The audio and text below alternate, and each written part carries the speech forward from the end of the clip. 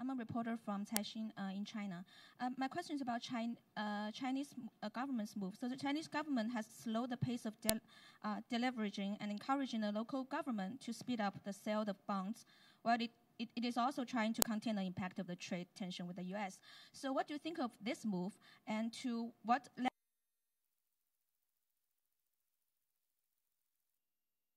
triggering a crisis? Thank you. Yeah, thanks for the question. The Chinese authorities are undertaking a careful balancing act.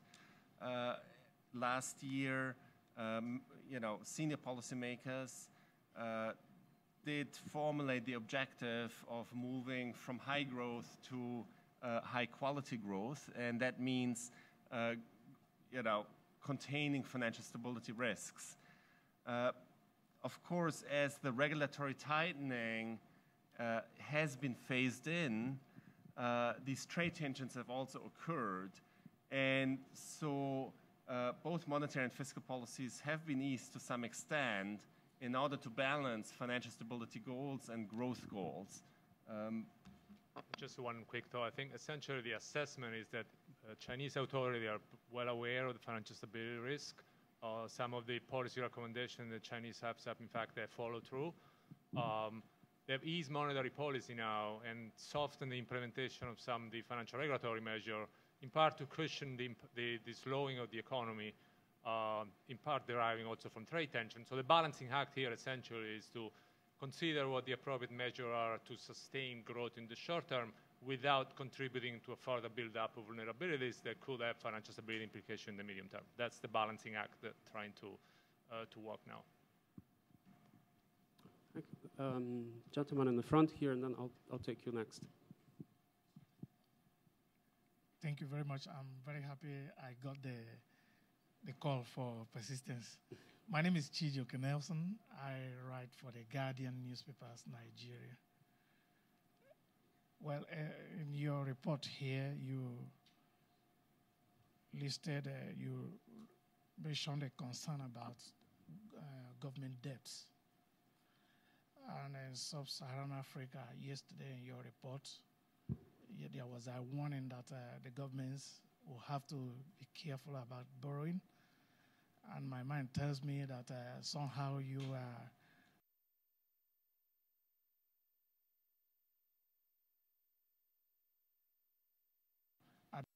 now, and the challenge of revenue to match the debt, and the government's hand is still on the trigger to borrow more. What do you think is the implication in terms of pricing?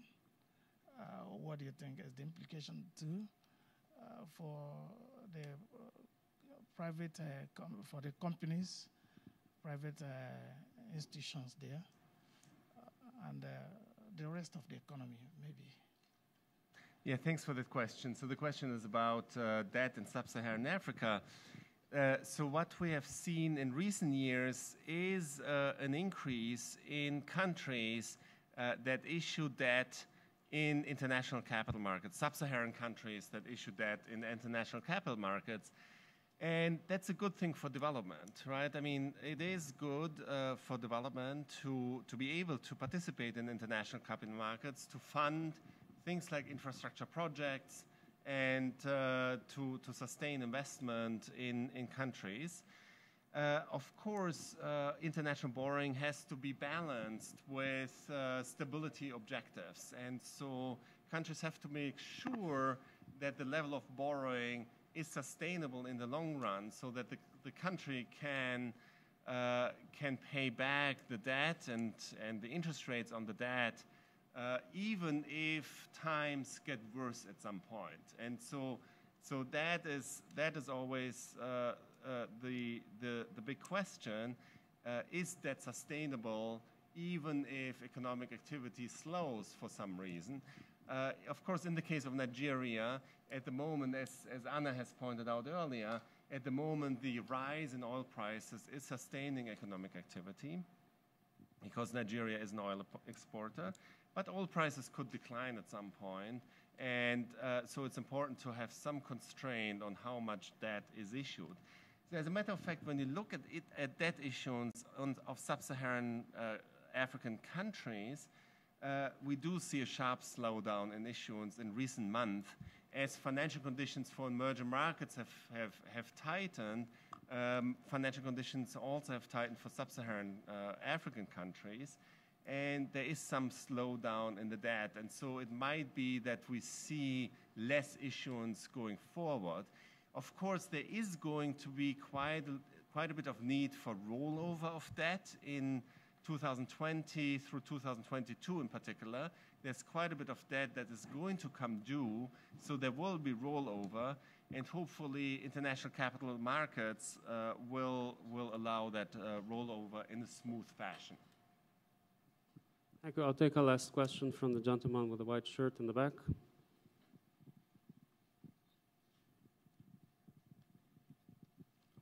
Thanks. Luis Miguel González from Mexico, El Economista.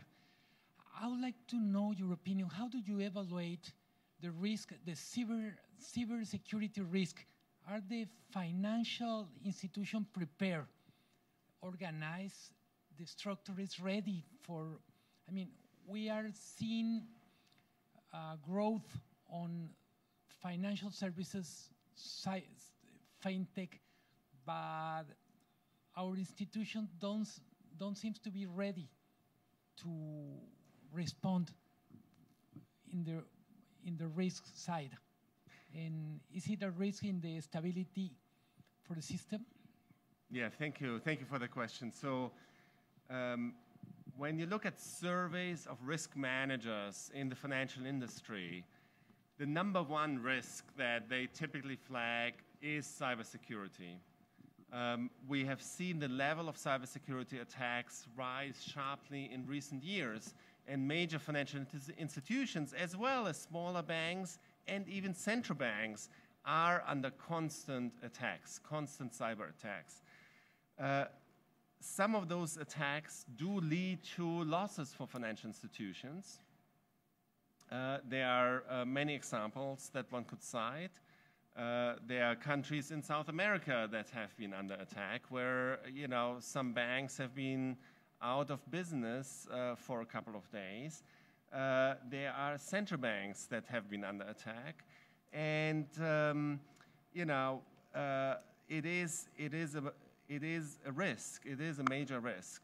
When we look across countries and across financial institutions, we see a wide variety of practices, both from a supervisory point of view and from a bank risk management point of view. So some countries have supervisory frameworks and regulatory approaches to cyber risks, but some countries don't. And we have a technical assistance program underway where we help countries develop a regulatory framework around cyber risks. We also see that when we look at financial institutions, some institutions have very sophisticated cyber stress tests, and they have backup plans, they have second locations, or some even have third locations, where if their systems get attacked, they can transfer the activities to a backup location, and some of them have a second backup location. So some institutions are well prepared, but some institutions are not prepared at all. One of the key challenges in cybersecurity is that it's not a purely technological challenge. It's also the human element that is very important. Cyber attackers, cyber criminals often use human weaknesses as an entry point into computer systems. And so they use emails and viruses in order to gain access to systems. And it's often the human element that is the weakest element that opens the door to the cyber attacks. So the issue is a complex issue, and we estimate that potential losses could become macro-critical in some countries. So it is a risk that we're taking very seriously, and that we are focused on from a regulatory and from a financial stability perspective. Thank you very much, Tobias. We have to finish, but on this note, let me again reinforce the invitation for the Bali FinTech Agenda seminar tomorrow with the participation of the IMF Managing Director, World Bank President, Governor of Bank of England, and a special participation from the President of Indonesia, where we will be discussing the Bali FinTech Agenda, which is a joint paper of the IMF and World Bank, which importantly for you will be distributed under embargo this morning. So you will have the paper 24 hours in advance of the seminar. The seminar, again, is tomorrow at 1 p.m. at the Mangupura room, which is the biggest room in this convention center. I would like then to thank Tobias, Fabio, and Anna for this press conference, and all of you for your participation. Have a good day, and one final reminder, the Fiscal Monitor press conference starts in 45 minutes in this room with Director Vitor Gaspar and his team. Thank you very much.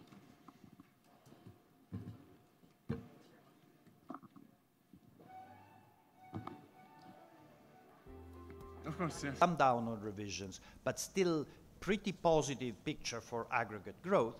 But that is very much driven by the fact that 2 of the 3 largest countries that we classify here as low-income developing countries, those are Bangladesh and Vietnam, are growing at very heady rates, close to 7%. But you do have a number that are really struggling, but are smaller and do not affect the figure as much. So let me close with 2 slides, the presentation on the outlook with 2 slides, one on risks, which is slide 11, and one on policies, which is slide 12. On risks, I would say clearly our concerns about the future of the multilateral trade system and in general the spirit of multilateral cooperation really loom large, and we very much hope that countries are able to come to an agreement on these issues that again takes place within the general framework of multilateral cooperation that has characterized the global economy over the post-war period. And our concerns is not just for individual risks, is the fact that these risks are very much correlated. Should we see a further escalation of tariff actions, we think the likelihood of a change in risk sentiment and a tightening of financial conditions is going to be much larger. And in any case, we see the likelihood of a tightening in global financial conditions because of the policy mix and the cyclical position of the US. The US is virtually at full employment. By some estimates, unemployment is actually below the so-called Nairu, and hence we do expect substantial further tightening by the Federal Reserve over the next year or so, and that is going to have an impact on financial conditions around the world. Of course, we worry about geopolitical strains. I mentioned earlier, at least 2 of the countries that I mentioned earlier, is the case for Iran and in part for Turkey, have been affected by geopolitical tensions. We think there are political uncertainties in a number of large emerging economies because of changes in administration. This is the case in Mexico, or uncertainty about what type of administration another large country like Brazil will get. And if I turn to the policies, I think it's easier to give an aggregate picture for advanced economies, even though there are some differences in cyclical positions.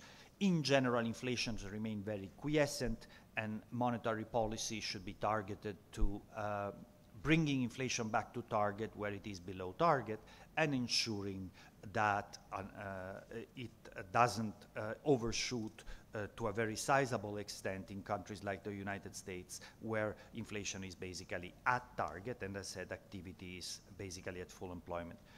Very heterogeneous priorities in emerging and developing economies, but clearly a common objective across countries is to bolster financial resilience. We've had a very positive run of financial market sentiment that may well come to an end. For some countries, it has come to an end, and it is time to make sure that the system is strong enough to deal with more downside pressures from that particular angle. I want to close with just a mention of what we do in our analytical chapters of the World Economic Outlook, and those are just 2 slides. The first one is slide number 12, and that has relates to the chapter, the 10 years after chapter, a chapter on what has happened in the 10 years since the global financial crisis.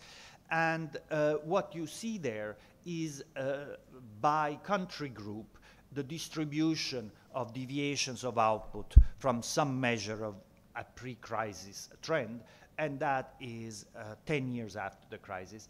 And what you see is that both for advanced economies in blue, especially for advanced economies, but also for emerging economies, we are quite a bit below pre-crisis output trends.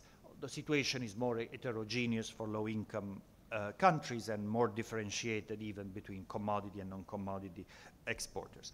I would say that we cannot blame everything on the financial crisis. China was growing at rates that were clearly rates that they couldn't keep growing at forever. It was growing at around 10% before the crisis, so some slowdown was inevitable. There was clearly some excess growth of demand in advanced economies, but still the deviations are so sizable that they're not driven just by these factors. I will close with a slide which is number 13, which is, one more click, sorry, so the chart appears. No, forward. One more. There should, okay, perfect, thank you. The second chapter of the WEO, analytical chapter of the WEO, which is chapter 3, deals with monetary policy and inflation in emerging economies, and in particular focuses on the pretty extraordinary reduction in inflation that has taken place in these countries over the past decade and a half or so. But it's not just an issue of reducing the average level of inflation. A key issue is whether emerging economies that have clearly reformed their monetary frameworks are able to conduct more counter-cyclical monetary policy to offset shocks to economic activity. In the past, very often they were not able to, because in downturn times they got exchange rate pressures, capital outflows, and often the need to try to defend pegged or semi-pegged currencies by raising interest rates. We are in a different world now with more flexible exchange rates in general.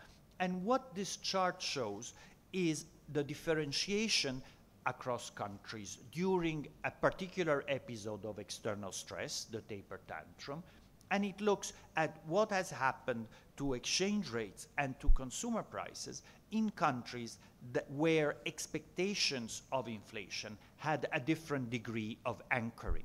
In some sense, where you have differences in the credibility of the monetary framework. In a country where inflation expectations are well anchored, if you have an exchange rate depreciation, inflation expectations may move for the short run, but do not move for the medium term. You may have some level increase in prices, but the public knows that the central bank is going to keep inflation close to target. And indeed, if you look at the more anchored countries, you see a bit more of an exchange rate reaction in the short run, but very little action on the consumer price front because inflation expectations stay anchored. Vice versa, in countries with less anchored inflation expectations, there is more resistance to depreciation. You see a smaller depreciation in the short run, but a more persistent impact on consumer prices. So considering particularly the possibility that I mentioned earlier of a period of more unsettled financial conditions, I think that in addition to focusing on short-run responses to turmoil, countries should continue to invest in strong policy frameworks, because those anchors are very, very helpful during these periods. They allow countries to conduct more counter-cyclical policy, offsetting some of the external shocks they inevitably will have to face. Thank you very much. Thank you very much. I think next, please, the World Bank presentation. Thank you.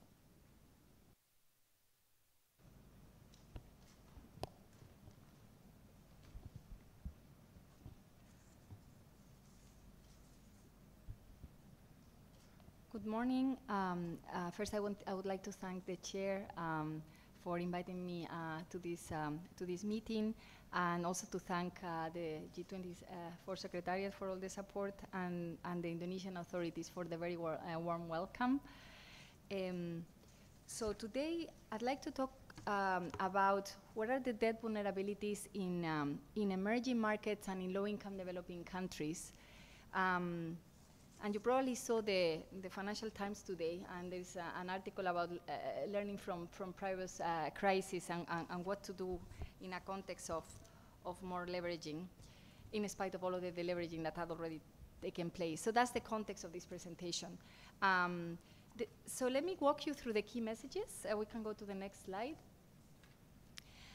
There are 5 takeaways that I'd like you to keep in mind. The first one is what has happened to both public and corporate debt in emerging markets over the recent decade. And what we've seen is that they actually, both public debt levels and corporate debt levels in emerging markets have actually grown rapidly. In the case of the public debt, levels have reached levels not seen since the 1980s debt crisis. And this time, you don't only have the build-up on public debt, but you also have a rapidly increasing corporate debt levels that also had exceeded historical highs. That this combination could add to risks, and that is why we are bringing it to your attention. When you look on aggregate, debt outlooks are deteriorating in some of the emerging markets, but there is a very wide variation, and Jean-Marie referred to that in his previous presentation. You do have a number of emerging markets that actually built buffers, that have a strong macro-fiscal frameworks that will be able to weather shocks as they come. But you do have other emerging markets that have right now limited ability to manage those shocks. And our concern is that if the downside risks that Jean-Marie referred to earlier to the global outlook were to materialize, it would put a further pressure on those already vulnerable emerging markets, and that would put higher pressures on their gross financing needs. Now, when it comes to the low-income countries, we also see that the vulnerabilities have been increasing. About 40% of this group are right now at high risk of debt distress, if not in debt distress. These vulnerabilities reflect a combination of factors: a rapid debt accumulation since, particularly since the early 2000s, and a change in the composition of debt. And I'll talk through the presentation about that. But it's important to keep in mind that also the evolving global landscape has put new challenges for debt management in low-income countries. Now they have greater reliance on non-Paris Club financing and market-based financing, and this basically adds to risks and complicates debt management and debt resolution. I'll talk to that in a moment. And then why do we see that this increase in public debt? What are the key drivers? So part of it is really what we like to think is really bad policy or weak macro-fiscal frameworks in some cases. Some is bad luck. They did have, many of these countries were commodity exporters, and they faced the shock of the commodity price decline. Some of them have shocks internally, either because of security challenges or because of natural disasters. All of that put pressure on their debt profiles. In some cases, exchange rate depreciations also contributed, and we also would like to highlight some of the challenges related to the transparency, because we did see some cases where unreported debt led to unpleasant surprises, and that's something that we think is important to highlight, because going forward, we still see challenges in the data coverage, and so we like to highlight the importance of the transparency going forward. Finally, we do think that the World Bank and the IMF could also support countries as they try to both address what we'd like to call crisis prevention, but also crisis resolution when it comes to debt. And I'll talk a little bit about what are the plans to support countries in a stronger debt analytics, supporting countries to strengthen macro-fiscal frameworks, technical assistance on debt management, and enhanced credit outreach. Next, please. So I'm going to focus the first part of my presentation on emerging markets, and you will see me here repeating this message that there is a wide heterogeneity across these groups. So even though we will put messages in terms of averages and median, those averages and median mask substantial heterogeneity. I'd like for you to drive home this message. So on average, what you do see is the public debt in emerging markets has risen substantially, as I mentioned earlier, approaching levels not seen since the 1980s debt crisis. And as I also mentioned earlier, both adverse shocks and policies have drove the debt built up. And you see differentiation. So you see in some cases, this reflects actually a reasonable policy response in an environment of low global interest rates, and in an environment where these emerging markets faced the commodity price shock. So it is reasonable to expect an increase in borrowing to support policies that could engineer long-term growth. However, in other cases, you do have also the build-up on public debt in emerging markets that did not have adequate buffers and did not have adequate fiscal, macro-fiscal frameworks, and that's the group that we are mostly concerned. Then the other point I want to make is that the commodity exporters, if you look at the public debt on the right-hand side, you see the median and averages. The orange ones are related to commodity exporters, and you do see the steep increase in public debt, and that coincides with the commodity price shock, not surprisingly. Next slide. So what we see when we look at, again, even these graphs again point to the heterogeneity of emerging market debt situations, but what you see is that there is a group of countries, those are the ones in the two bubbles, where we can already see the pressures coming up. These are countries that would need to undergo significant fiscal consolidation and or generate a steep increase in economic growth to be able to stabilize the debt levels. So there is a mess, and this is in the absence, of course, of external shocks. Should these downside risks to the global outcome materialize, it could put even further pressures on these emerging markets. Next slide. So in addition to the challenge on the public debt, and this is a recent phenomenon, in the 1980 debt crisis, most of the debt was actually sovereign debt. What we see now is that in addition to the build-up in public debt, we see the rise in corporate debt in emerging markets, and it has reached record highs. It's mostly, this time, also non-financial corporate as opposed to financial sector debt. You do see some countries with still high leverage financial sectors, but by and large, on aggregate, it's really the non-financial corporate debt that has grown the most. And that adds to risks, because in private sector debt in good times can become public debt in bad times. And that is why we pay a lot of attention, because it could add to risks, and it could also weigh on investment and growth prospects for some of the very high leveraged corporate sectors in emerging markets. Next slide. Another finding is there was a lot of debate in the 80s and 90s about the original sin, which really refers to the excessive reliance on foreign currency denominated debt. And what we have seen now is a migration. So the original sin, in a way, has migrated from the sovereign sector to the corporate sector.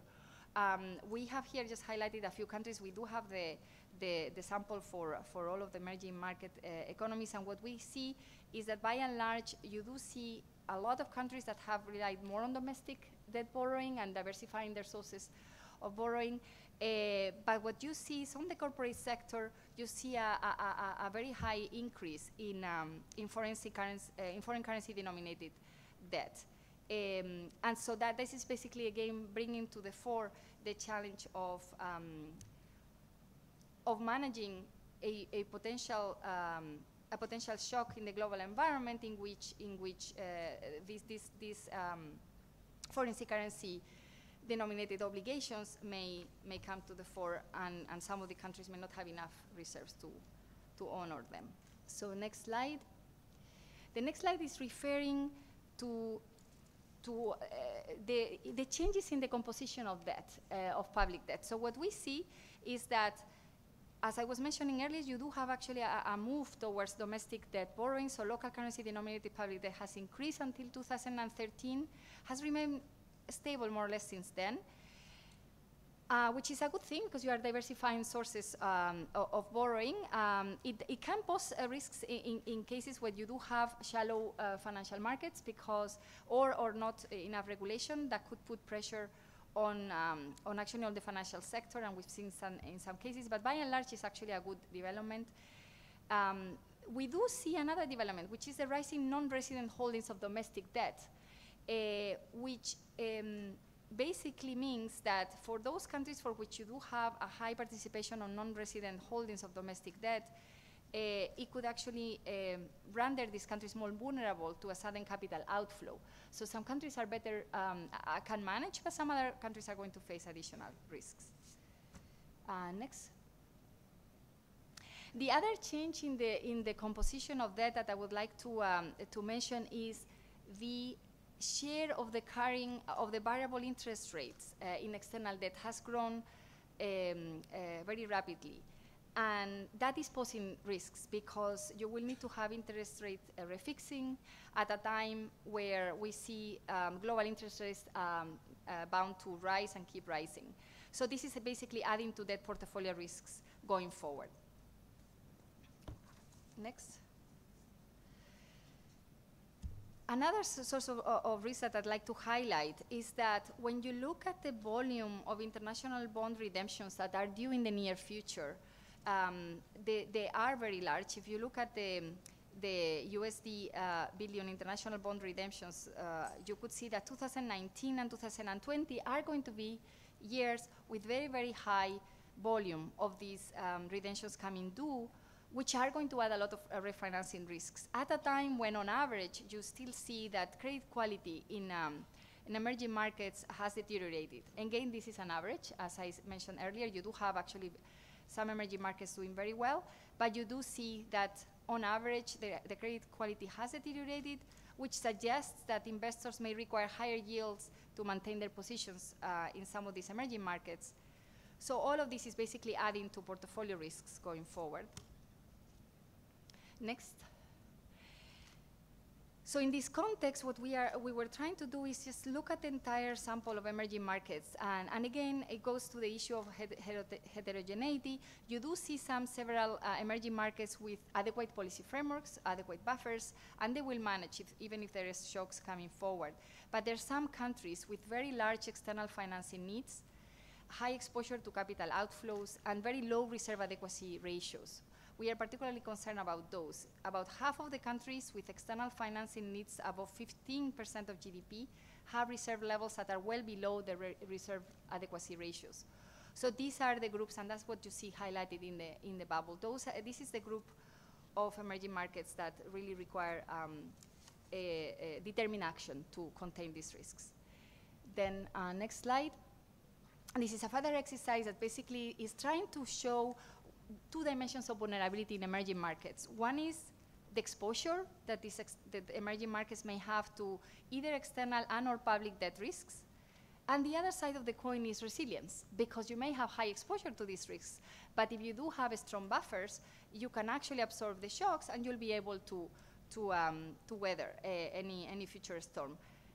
So for us, the group that we are concerned the most is the group in the red quadrant, which are the group of emerging markets that have not only high exposure to external and public debt risks, but also low resilience. Those are countries that have limited buffers to absorb shocks, and again, call for close attention. Now let's move on to the next slide. I'm going to now briefly mention what is happening also in the low-income developing countries when it comes to debt trends. Next. So the first message to pass is that public debt in low-income countries have actually increased significantly since 2013. And again, you have a combination of factors.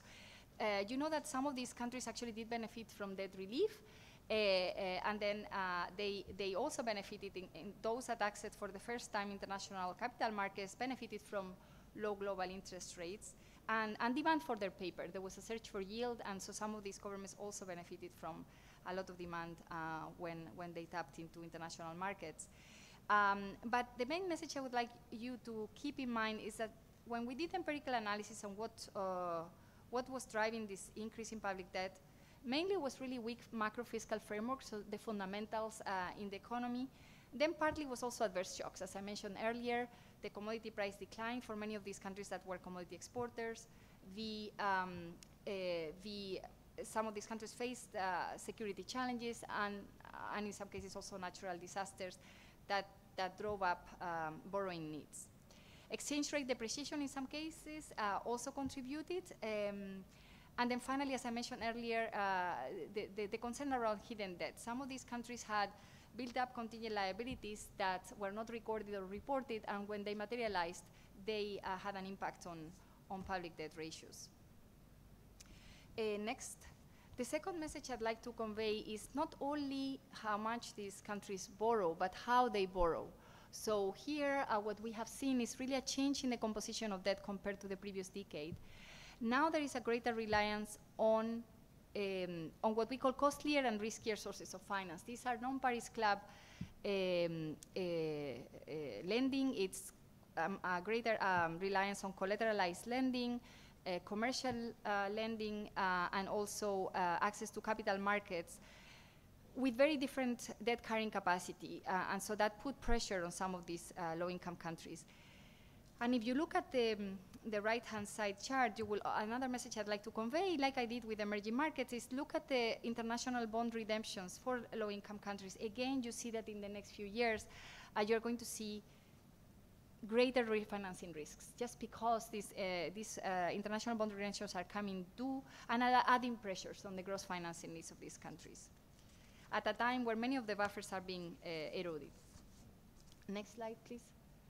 So if we were to look at the debt outlook, what you see is that you basically see a deteriorating debt outlook on average for the low-income countries, and that is right now we have the share of the low-income countries at high risk or in debt distress has doubled since 2013 and is now 40% in 2018. So 40% of the low-income developing economies are now at high risk or in debt distress. And so that again is putting pressure on how to contain these risks, even in the absence of further shocks to the global outlook. Now, next slide, please. Two messages I'd like to convey. We talked a lot about the key drivers of the public debt buildup in low-income developing countries. As I said, partly bad luck, partly bad policies, but partly also some weak institutions, and that has to do with some challenges in debt management and some challenges in debt transparency. So this chart illustrates, and again, this is an average, there is a lot of heterogeneity, but the main message to convey on average is that public debt recording and reporting remains weak, even if there has been substantial improvements in that regard.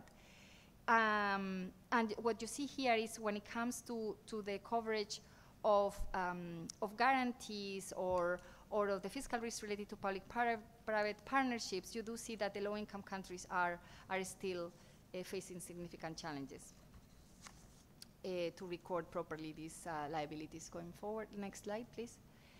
On debt management capacity, the same thing. So over the last decade, there has been a lot of effort in trying to improve debt management capacity.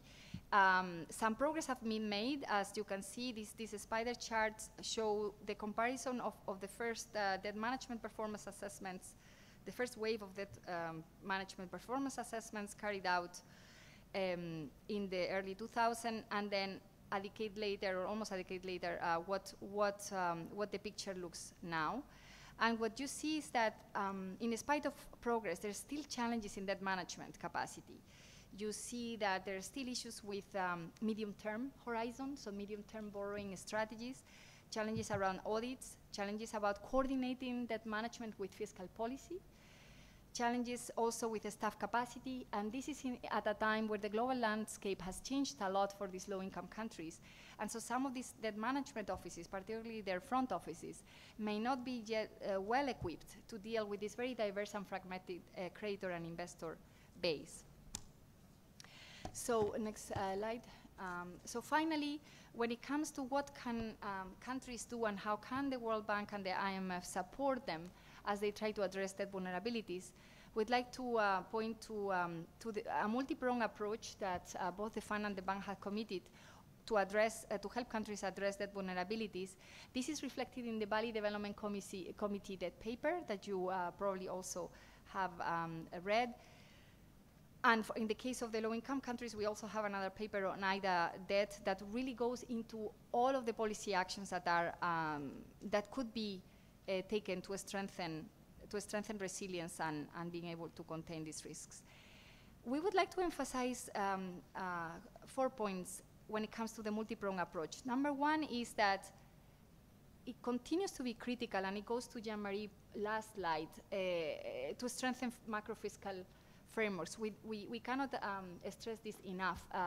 At the end of the day, stronger macro-fiscal frameworks mean stronger buffers and stronger resilience. So even if you are highly exposed to some of these risks. Then we also are committed as bank and fund to review our own policies.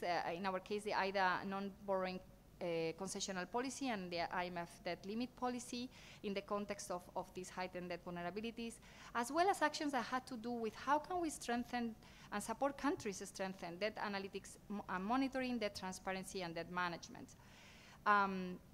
You are all aware that at least for the low-income countries, we do have a joint bank fund debt sustainability framework that really tries to also emphasize expanding debt coverage, strengthen analytics on fiscal risks, and very importantly, strengthen early warning systems. We are very alert. We are not necessarily alarmed, but we are alert about these risks. So we want to show that we are going to work much more on early warning systems. We are going to also emphasize the transparency as a key area, both for borrowers but also for creditors, because the more we know about the debt profile, the better, especially if you're a borrower, the better you will be and take informed borrowing decisions, the more you know about your complete picture on that. And finally, on debt management, as we said earlier, there is still a need to build capacity in these debt management offices. So one of the emphasis is going to be to scale up technical assistance, and also to improve the identification and management of contingent liabilities stemming from state-owned enterprises debt, public-private partnerships, etc. And then finally, it's not, I'd like to convey to you that these actions are not just for crisis prevention. In some cases, they're actions for crisis resolution. As I described earlier, with the change in the composition of debt, the fact that you have now a lot of non-Paris Club players means that one has to think about what else can be done to address debt resolution. And so we will be committing to extending the debt reduction facility and ways to engage with emerging creditors as well. Thank you very much. Thank you very much for both very comprehensive and very useful presentations.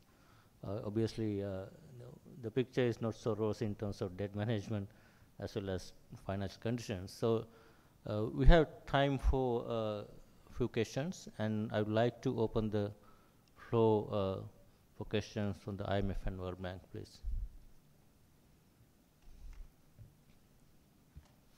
Yeah, Kenya, please. Thank you, Chair. Thank you, the IMF and World Bank team, for very insightful presentations.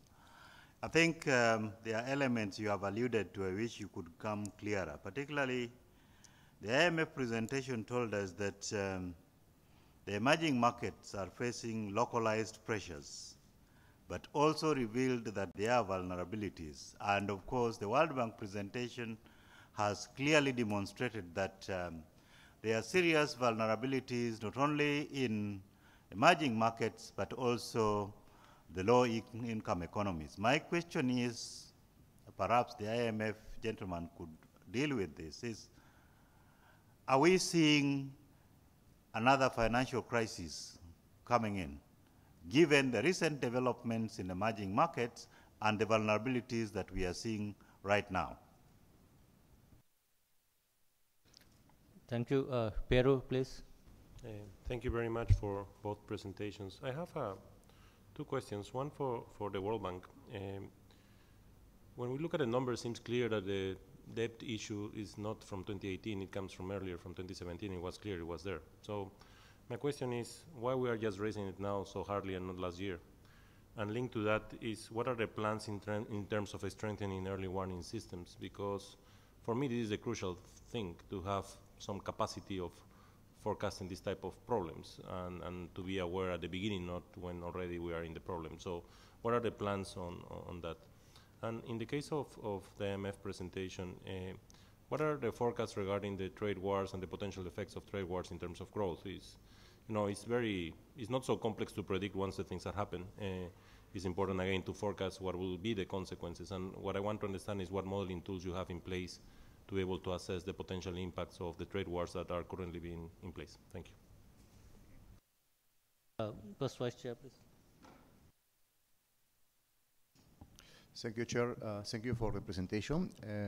My comment and question are going to relate to corporate debt. I'm looking the last chart from World Bank's presentation. I fully agree with that recommendations, but I'm not sure if they are enough. And let me elaborate my comment on that. In the past, we learned in the hard way how public debt in foreign currency were a bomb in terms of macroeconomic stability. So here is clear the recommendation: fiscal sustainability, try to issue debt in domestic currency. The issue for regional sin in some way is not a problem for some emerging economies. But it's not the case in the corporate sector. In the corporate sector, you see private firms that they try to raise capital. Maybe in many cases, local capital markets are not very well developed, so they have to go to outside, to abroad. So then my question is how to address this issue, because in the case, for instance, of SOE, you can think about a fiscal contingency there, or even in the case of completely private companies, there are negative spillover effect, less talking about bank insolvency or other impacts on the economy. So my question is if we maybe we need a new framework to think about this risk. Thank you. Thank you. I can't see the name, please. Colombia, thank you. Thank you very much, Chairman, and thank you for the presentations. Just a comment related with the vulnerabilities of debt of corporate sector. And I think that what is crucial there, if it's well-covered hedge or if it's not well-covered in hedge. Because you can have, by the reasons that were mentioned before by the colleague, Vice Chair, maybe there are many corporates that now have the possibility to go to capital markets abroad. But what is really important if it's those debts are correctly hedged. Thank you. So there's one more question. I think we'll stop from the Egypt, the last question.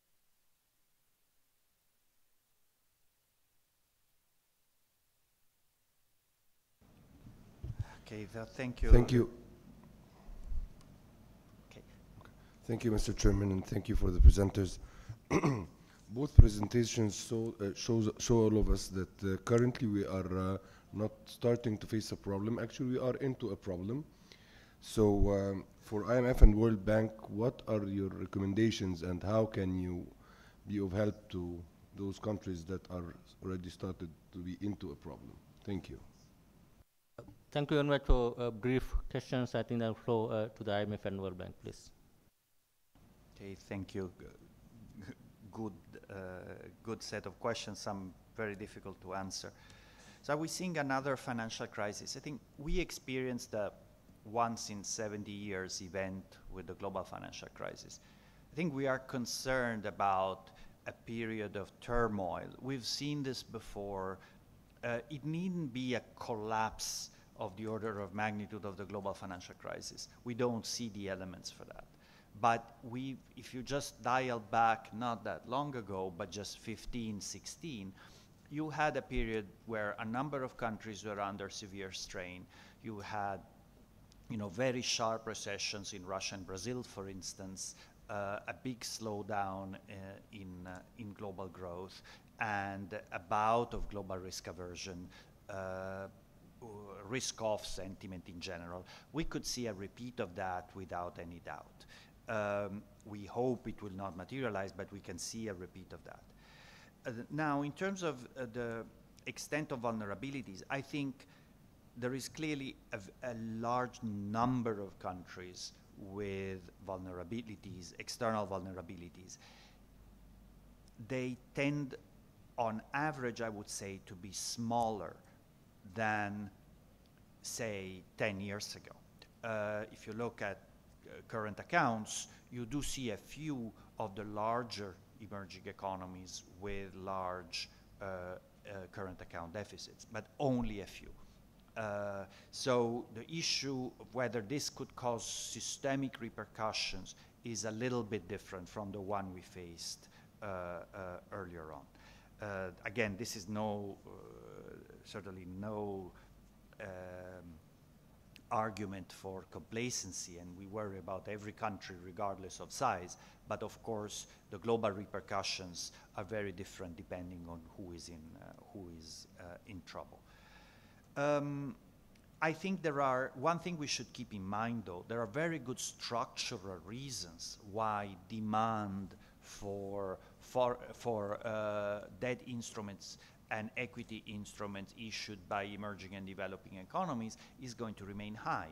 You have aging populations in advanced economies, and increased need for pension funds to diversify their portfolios. You have structurally low interest rates in advanced economies. So I think, again, there is a very strong structural component to demand for emerging for emerging market financial instruments.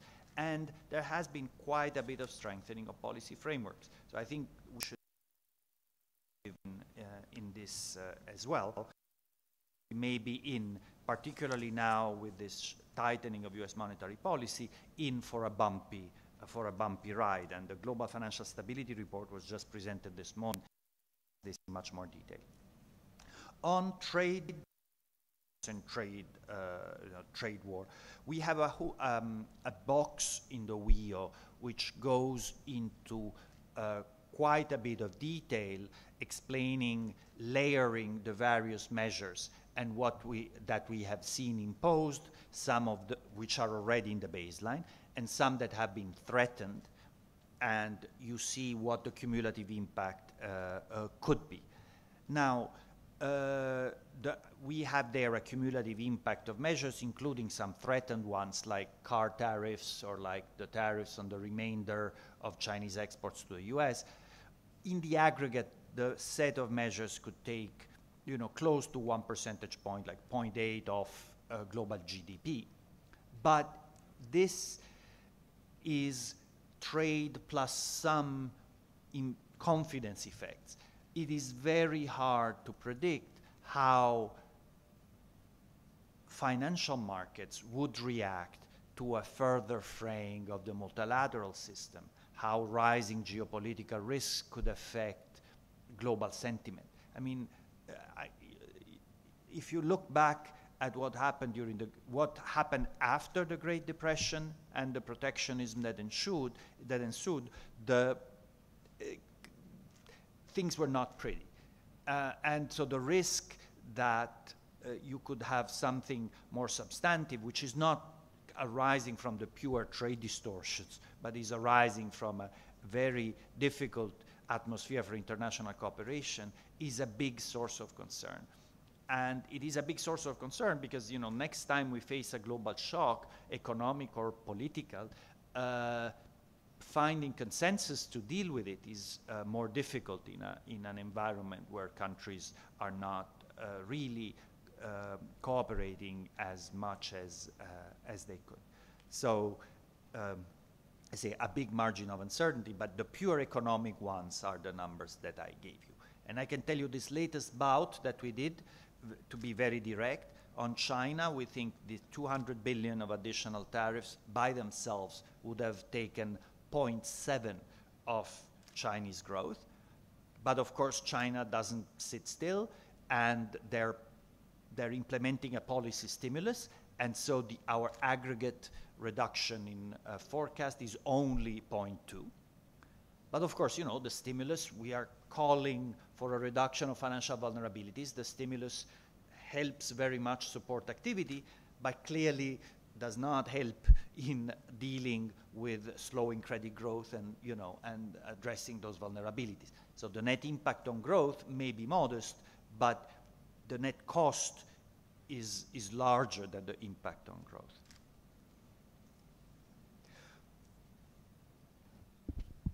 Thank you. So let me start by order. So on the on whether the crisis is in, and basically I totally share Jean-Marie's view on this.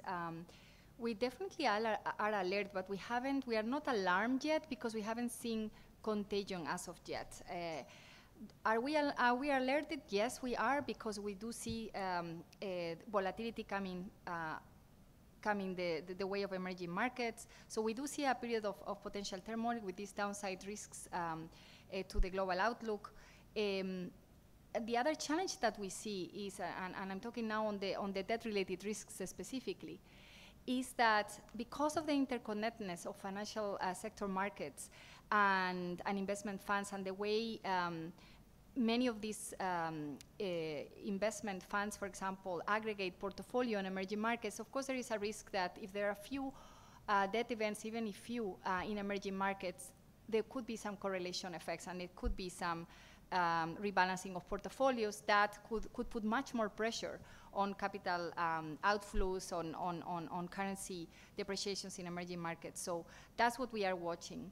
That brings me to the second point that was about why now? Why are we raising this now? Why was not raised in earlier years, and what are the plans that we have to strengthen early warning systems?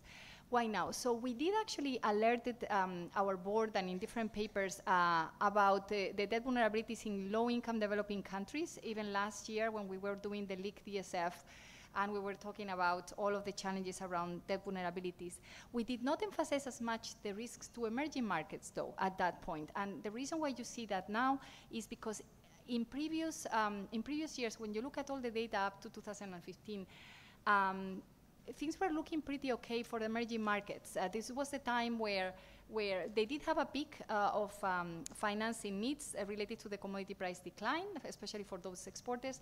But by and large, macro frameworks seem to be on the improvement. We saw a lot of positive messages. There were always some vulnerabilities, but not to the extent that would call us for a call for action, international call for action. The reason why you see us today is that what we see, that even if you still see a very healthy group of emerging markets doing well and being able to weather the shock, we do see now a group of emerging markets that are in much worse conditions than they were a few years ago. And that's the part where we realize that at a time where the global economic conditions are now going to suffer this downside, they're subject to these downside risks that are higher than they were just a year ago. So early warning systems, that brings me to the next point. Definitely in the World Bank, we have an action plan on that includes a strengthening early warning system, not just for low-income countries. We do have the traffic light system, but for emerging markets. And I know also at the fund that they're doing the similar exercise, and we plan to coordinate on this. So by all means, this is something that is a key priority for us. The more we identify, the group of countries that are highly vulnerable, the better we'll be able to address their challenges. Corporate debt. I fully agree that what you see in the slides is not enough, and I didn't make service to actually the more comprehensive action plans that we have to deal with what can we do on corporate debt.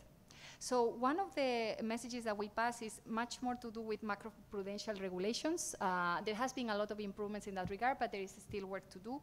There is the issue about local capital market development. It's medium term, but it's very important. At the end of the day, when you have a stronger capital market development, you can diversify your sources of borrowing in a very prudent manner. The third angle is banking resolution frameworks, because you also have financial sectors, in some cases highly leveraged, and how to deal with the banking resolution frameworks is well important. There is an aspect which is much harder to tackle because it's corporate debt, so which has to do with the question by the Colombian chair about what, how well covered, how hedged. And this is still a question for which we don't have the answer. We are now literally digging into the data. It's very heterogeneous, the data on corporate debt. And you're going to see some of these driven by multinationals that are well prepared and well hedged. Some others are less well hedged. And the part that for us we look is on aggregate. If you are an emerging market economy with a highly leveraged corporate sector, and you do not have enough reserves, if you have really a large external financing needs and a very low reserve adequacy ratio, I would worry, even if it's your corporate debt sector, because if it goes belly under, then you really, as a government, you have very little leverage to support the response. So there is a role to play as well in strengthening the buffers in case you need to do something to support some of these corporates. Then there is a question about whether there is a problem and we are into a problem and what we are doing. As I mentioned earlier, there's two angles. One is crisis prevention. Some countries may be in problem, but not necessarily with a debt event. They may not be in debt distress. They may be at high risk of debt distress. And so there is things that they can actually do with the support of the international community to prevent a debt crisis from occurring. We have other cases where they're actually in debt distress. And so this brings the issue about what to do in crisis resolution. And as I mentioned earlier, a decade ago, most of this debt, especially for low-income countries, was actually in the hands of Paris Club creditors. And you continue to have that as the official venue to deal with, in a coordinated manner with official creditors. The challenge for crisis resolution is when you are in debt distress and most of your debt is actually owed to creditors that are non-Paris Club, and how you approach debt resolution. So what we said in our action plan and in our multi-pronged approach with the IMF is how can we support the engagement with emerging creditors. And so one of the things that we are proposing is at least to reach out to have organized workshops, try to raise awareness of the non-Paris Club creditors on debt sustainability and debt transparency standards. We're also trying to see if there is other informal mechanisms where we can engage with them on debt resolution. And finally, we are trying to also scale up some support, like the debt reduction facility, to support countries. They would need advice on both on the financial and legal aspects of debt resolution, and they will need to also see some swaps of debt and etc. So this is the part that we will also emphasize, how to support debt management offices in debt resolution.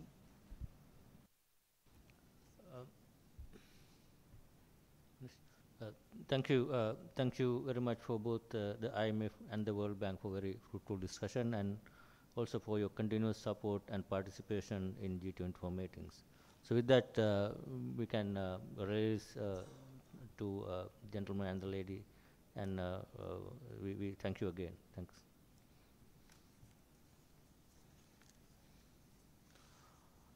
Now let's proceed with the agenda. Now the next item in the agenda is the progress report from the chair of the G24 working group on tax.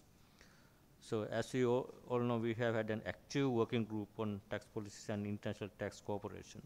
That's one of the agenda items that we initiated during the last year under the chairmanship of Sri Lanka. So we have already circulated the group's interim report as background material for this session. And we have Mr. Akhilesh Ranjan, who actually chaired this committee.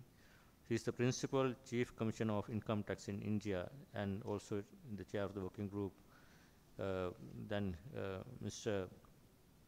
Ranjan will present us a progress they have made thus far since the group's launch in April, and their proposals plan going forward.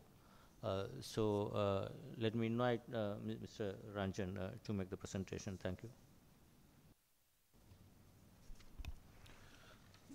Thank you, Chair, and thank you very much for giving me this opportunity of presenting this report on behalf of the G24 Working Group on Tax Policies and International Tax Cooperation.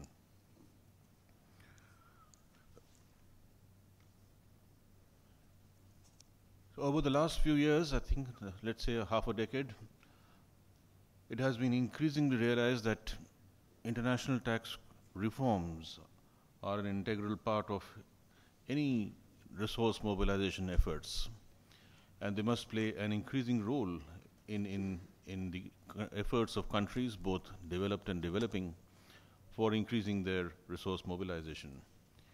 So it is quite appropriate that the G24 also set up this working group on tax policies and tax cooperation with a view to evolve common approaches, share best practices, devise shared understandings which can then be advocated on various platforms, and to find ways of increasing the resource mobilization in an optimum manner in all countries. The first thing that we tried to do was to understand what really are the concerns of developing countries. We are aware of a number of initiatives which have been taken and which are underway by many organizations, including the World Bank, the IMF, the OECD, the G20. But then, in all these initiatives, it is extremely important that the real concern of the developing countries comes out from, and solutions are suggested by the developing countries themselves. And this will depend on the peculiar circumstances of each country. There are differences in facts, differences in the way the economies function, and all these have to be taken into account in formulating responses to the challenges that are faced by these countries in effective implementation of tax measures. So we launched into a very extensive process of consultation and very extensive surveys through detailed questionnaires, trying to understand what the concerns are, what is the present status of the laws, the legal frameworks, the policy frameworks that are available, what are the constraints that the administrations are facing, and what, according to them, is the way forward and what is the solution to these problems. And we wanted these solutions and these problems to come out from the developing countries themselves and not be something that is handed down to them as a result of consultations in other forums. So as a result of this very extensive survey, we have identified, for the time being, 6 major areas of concern and major areas where we think that the working group can work, carry out its work program, and come up with concrete results which can help and assist all countries to enhance their revenue mobilization efforts. In all these 6 areas of tax cooperation, and what is very apparent is that in most of these areas, it is essentially the process of experience sharing and peer learning which will be of greatest help. There are several capabilities, potentials, several understandings available already with the developing countries which can be shared. There are avenues and ways in which, through discussion, more concrete and better approaches can be developed. And therefore, the peer learning mechanism and the experience sharing mechanism will be the basic structure framework, let's say, of enhancing this tax cooperation in the pursuit of solutions to these 6 issues. At the same time, there are some very burning issues you're all aware of. For example, the tax challenges thrown up by the digitalization of economies, by the increasing resort to indirect transfer of shareholdings to siphon out wealth. These are issues which are under discussion in various forums and in various platforms. Although the voice of the developing nations has been heard in these forums, it is important that a concrete and structured input is given by these countries on these forums, representing the what these countries themselves feel, and what we ourselves feel should be the way forward in these initiatives. So it's a two-pronged approach advocated to meet the objectives, the peer learning and the capacity building, and then the advocacy of a shared understanding or a shared position as an input on other platforms where these issues are being discussed. Coming to the areas of focus, an overwhelming number of countries have a major concern on the tax challenges faced by the extractive industries. There's a whole range of issues here which are of concern. There are issues ranging from the lack of transparency in setting prices, which consequently affect the quantum of not only of royalties but also result in shifting of profits from the countries to overseas jurisdictions. There is a issue of large-scale payments of various forms, including commission payments, interest payments, service fees payments of various forms, which sometimes don't appear to have any concrete substance in them, and these payments are routed through intermediaries into jurisdictions which are sometimes low tax or no tax, and the net result is that the base of the countries from where the payments are going is eroded. And the third concern was that the countries do not have any access to the information about the business models of the multinational enterprises which are operating in their countries, how these payments are going, and what is the strategy adopted by those groups and because only after a country can get access to this information can one devise suitable tax policies. In this area, what is also clear is that it's not so much a need of new rules or new laws or new policies to address these problems. A number of measures are being taken by several countries in different ways, keeping in mind the unique challenges that they face. There is ample scope for countries to sit together, understand how best a situation can be handled by a process of experience sharing, and by refining the transfer pricing policies that are being implemented in each of these countries. Of course, the debate could go on to see how the present arm's length standard, which is the basis of transfer pricing, is applicable or is helpful in resolving these issues. You are aware that internationally there is an increasing concern about the relevance of the arm's length standard, and perhaps the working group in its efforts will find ways of suggesting new policy initiatives also in the area of transfer pricing. At the same time, what is also essential, as I said, is the access to information. There is a lot of work being done on the automatic exchange of information and also on the country-by-country reports which are a fallout of the G20 OECD BEPS project. These country-by-country reports have now started flowing in. They do provide information about the multinational groups and how they are structured. With the help of these information, I think a much better transfer pricing analysis and a much better implementation can be carried out in countries. So what the working group will try is to establish mechanisms in which such information can be utilized in the best possible manner.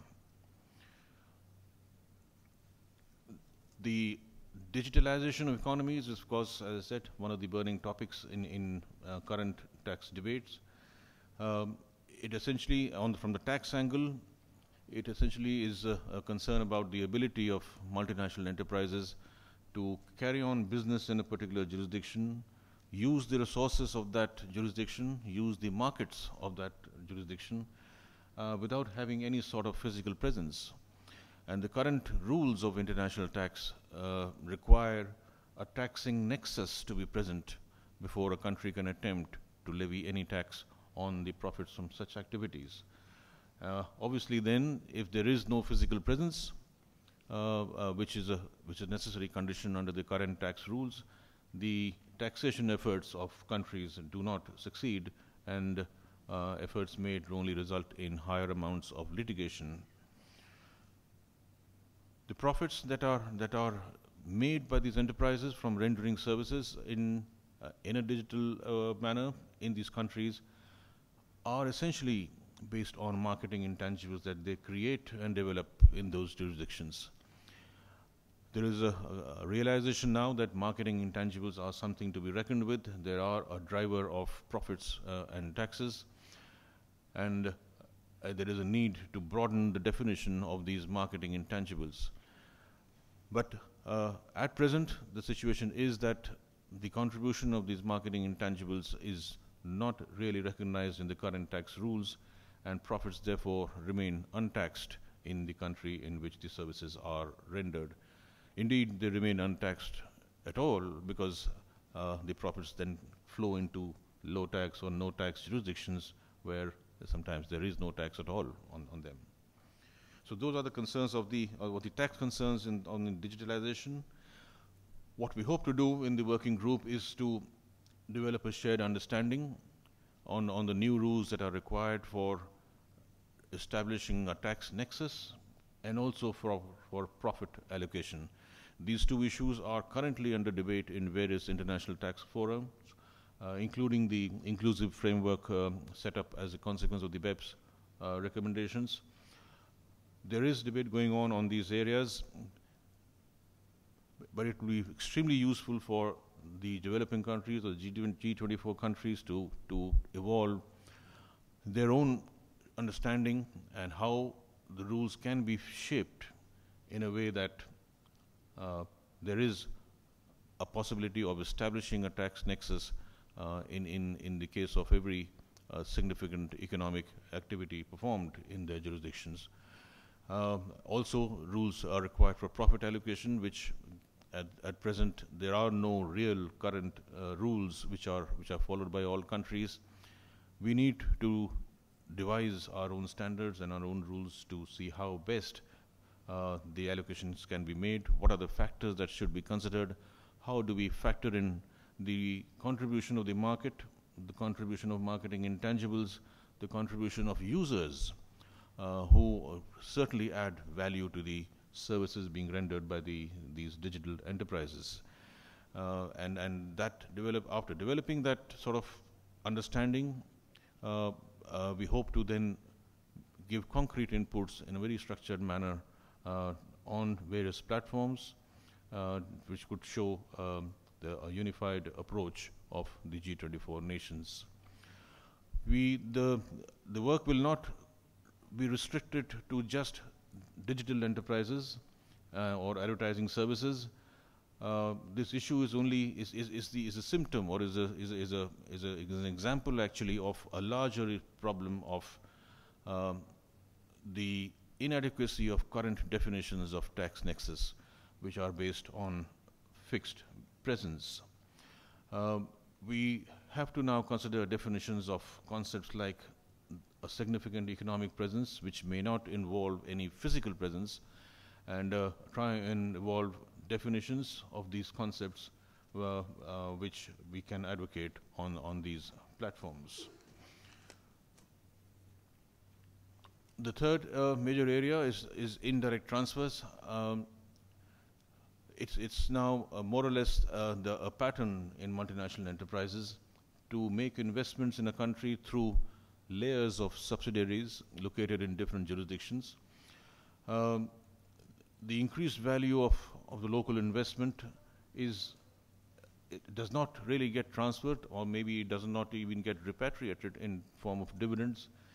But in major cases, it's sort of encashed, let me say, by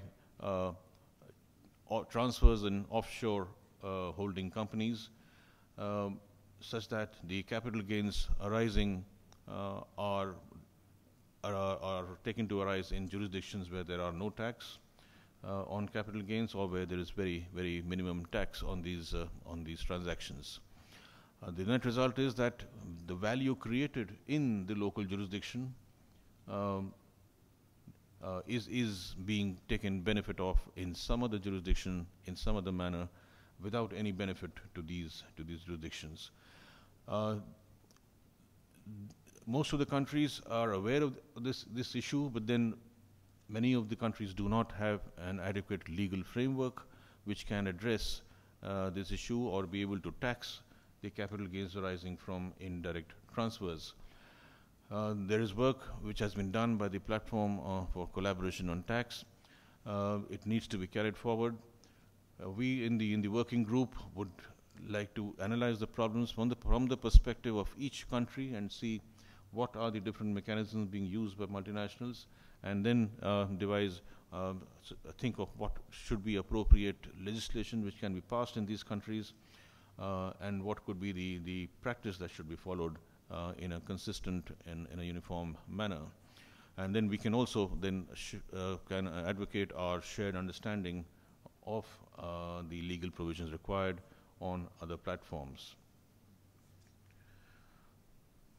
Risk assessment is another major area of international tax. It is in fact the core of an efficient tax administration. Generally, there is a shortage of resources in all countries, especially the developing countries. It is extremely important for these countries to then utilize the resources available in the best possible manner, and hence the importance of devising very efficient risk assessment systems which can identify tax risks in a very concrete manner and enable focusing of efforts in those areas. We found in a survey that there are varying degrees of digital filings and digital procedures available in countries. There are countries who have done exceptional work in the area of risk assessment. There are countries who realize the importance but are still struggling to find ways of developing these mechanisms. So once again, an area where peer learning and experience sharing will be an extremely beneficial tool for the working group to evolve consistent and effective risk assessment models. Countries which have made progress in this area, who are part of the working group and who are part of the G24, can share their expertise, they can share their experience. The countries who are devising new systems and models can come up with their own issues and their problems, and in the process of consultation, these countries put together can come up with ways in which, from the point of view of developing nations who are essentially importing technology and importing capital, as to how do these countries evolve efficient risk assessment systems. So mutual cooperation in this area and high level of technical assistance which can be achieved within the G24 is what the working group proposes to be the way forward in addressing this area. The automatic exchange of information is, we are aware of the common reporting standard which has evolved by the OECD and has been endorsed by the G20. We believe that a number of countries need technical and other support in implementing these systems. Through a process of consultation and cooperation, we hope to evolve approaches and help the countries amongst ourselves to evolve proper systems when we can implement this.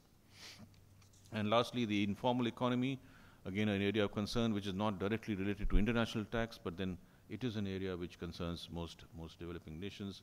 The issues out there are essentially a difficulty in identifying the relevant stakeholders, the limited awareness, and the shortage of resources again. There are mechanisms such as presumptive taxation which can address such issues. The working group hopes to discuss and find holistic solutions which can not only suggest tax measures, but it can also take into account the social measures concerns that these countries have in this area. So these are the six main issues that we need to address. I would just end by trying to highlight that, as I said in the beginning, most of these issues will be addressed through a process of peer learning and experience sharing.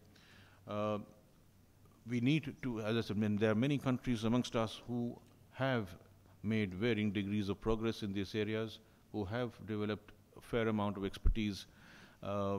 It will be extremely beneficial for these countries to sit together and amongst ourselves find ways of improving our practices and introducing new policy measures wherever required. So we do suggest periodical programs to be hosted in different countries with the assistance of our member countries of the G24. These programs can be held for not only experience sharing but also capacity building, and even for discussing major issues like the digitalization of economies. There are some countries which have existing infrastructures for capacity building. We would, of course, try and use these structures, and also hope that all countries in the G24 are able to contribute in this area and assist the group as a whole in carrying out these programs, which are of utmost importance. Thank you very much. That's all I have to say at the moment. Thank you very much, Mr. Ranjan and the working group. I can see a lot of hard work has gone into complete this report, and I'm sure there are a lot of common issues that we all are facing. In very useful report. Thank you. We have, this is going to be, I think, discussed tomorrow as well. I think at the for the constitutional ministry level meeting. Maybe one or two questions if you have any specific issues. For the time being, I think we can allow for one or two questions, if any, please, if you don't know. Yeah, I think, yeah, Indonesia first, and then. Thank you, Co-Chair. Before I start, I welcome you all to Indonesia and hope you have time to go around and enjoy Bali tourism attractions in the site of the meeting, of course. I would like to comment on the tax in digital economy. So we appreciate the effort of the G24 in establishing working group on tax policies and international tax cooperation. As the observer, we see this will be a good starting point for the G24 to actively involve in global taxation agenda discussion. On the tax and digital economy, we would like to suggest international organization to invite the working group on tax on the discussion of international taxation issue. The G24 through the working group should take this opportunity to speak out the interest of G24 members on the international taxation.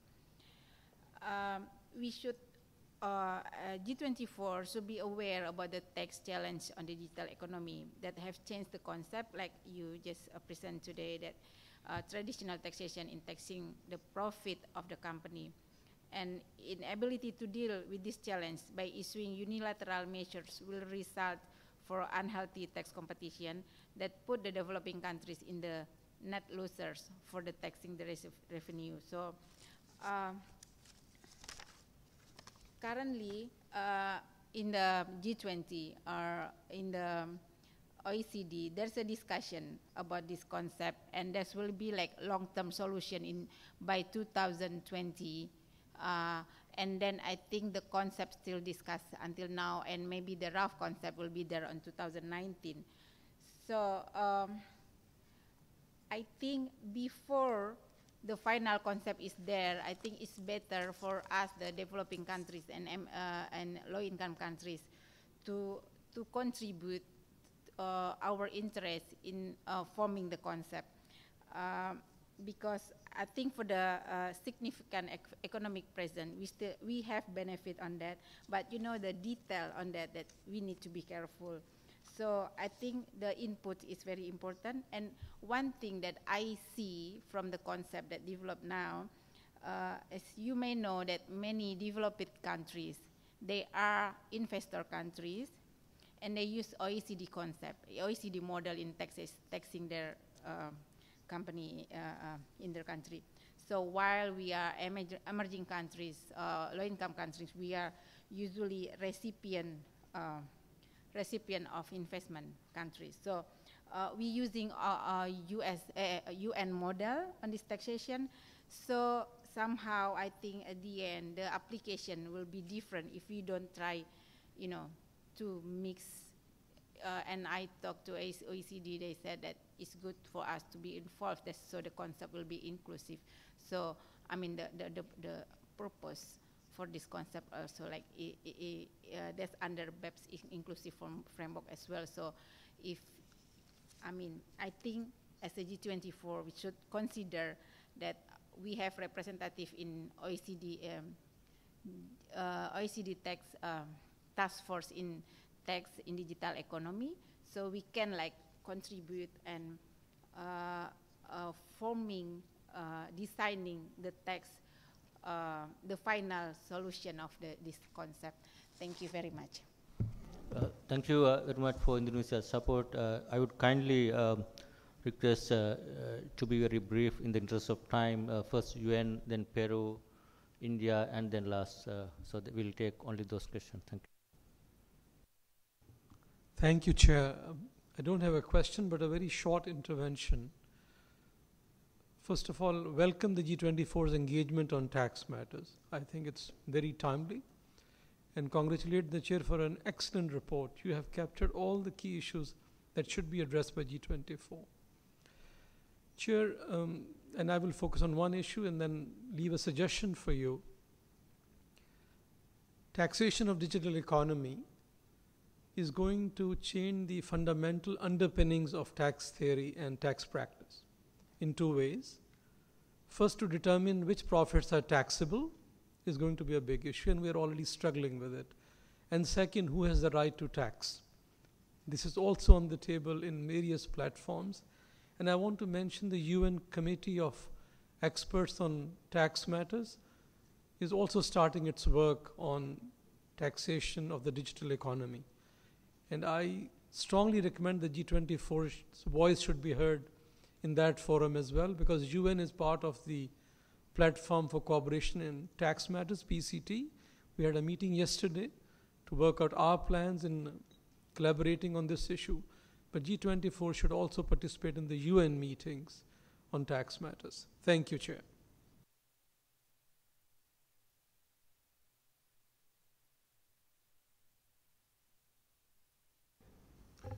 Thank you, Chair. Only a few comments or one suggestion. Seems to me in all these topics, from extractive industries to digital economy, it will be extremely useful to do a desk study to identify best practices that we can learn from them. Rather than jumping directly into sharing between countries, I think it will be very useful to do an assessment of what are the best practices. For example, in extractive industries, there are significant best practices we can learn from Canada and other countries where we can basically then do the type of field studies that you are proposing to learn from them. So my recommendation will be to do a quick desk study, identify best practices, and then focus on how we can share this through South-South learning or North-South learning. Thank you. Thank you. India, please. So thank you, Chair. First of all, we share the sentiments of the colleagues and compliment the Chair and the Secretariat for bringing out such a wonderful report. We would like to see more South-South cooperations, as had been pointed out in the report, before the trade tensions converting to the tax tensions. So we are very happy with the 6 identified measures, and we are hopeful that it leads to more cooperation among the G24 countries. Thank you very much. Thank you, India. Brazil, the final comment and question, please. Thank you. First of all, I'd like to thank the government of Indonesia for hosting these events here. I would like to express our support for the working group on tax issues, that we think that is a very important initiative.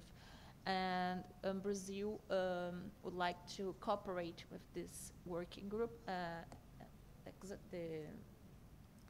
activities of the working group.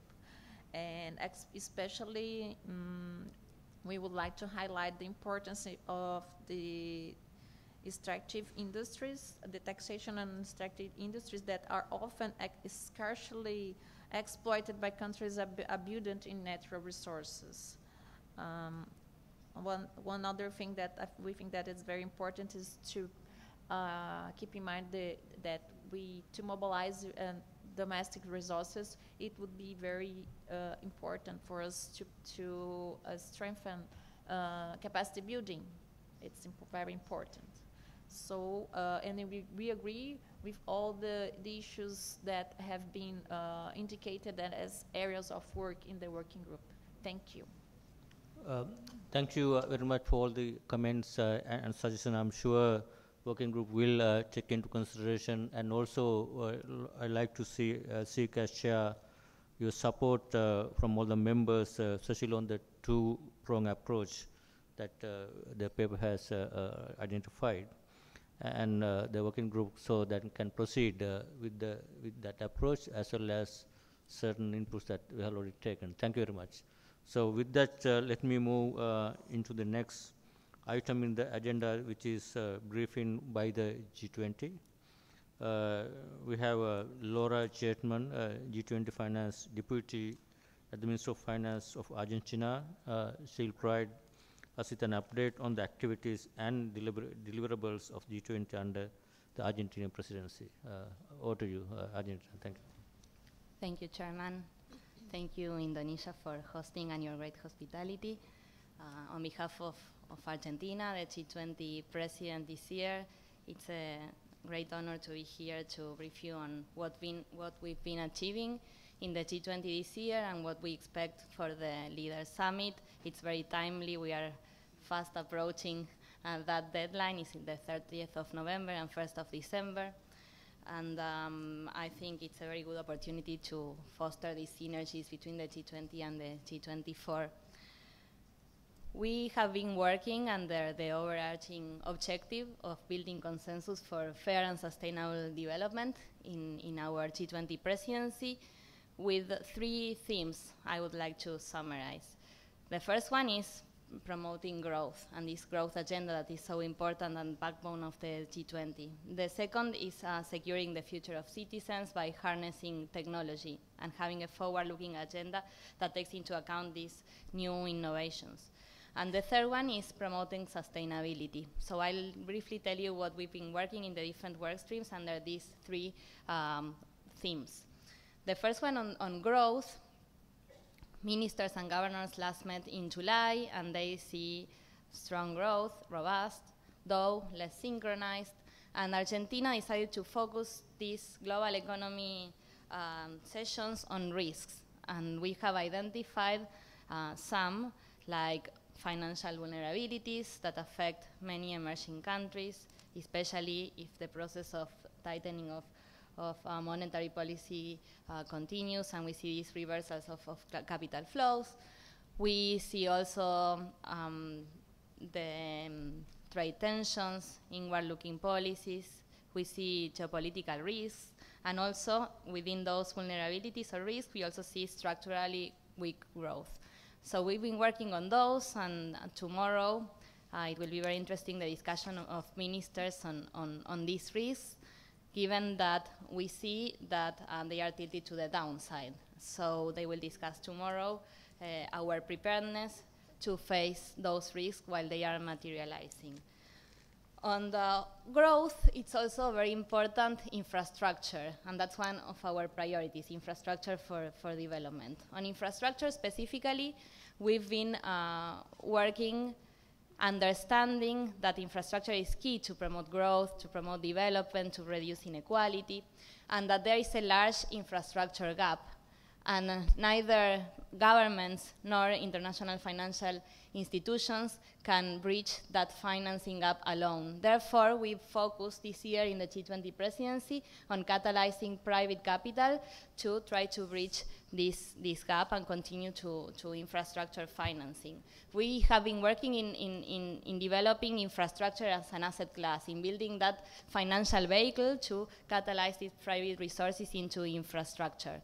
As I told you in April, when we did the previous briefing, ministers and governors endorsed a roadmap to develop infrastructure as an asset class. It's a multi-year process, and it's around 7 areas, but basically it aims at promoting better investment environment, more standardization, better project preparation, and we've been working in implementing that roadmap.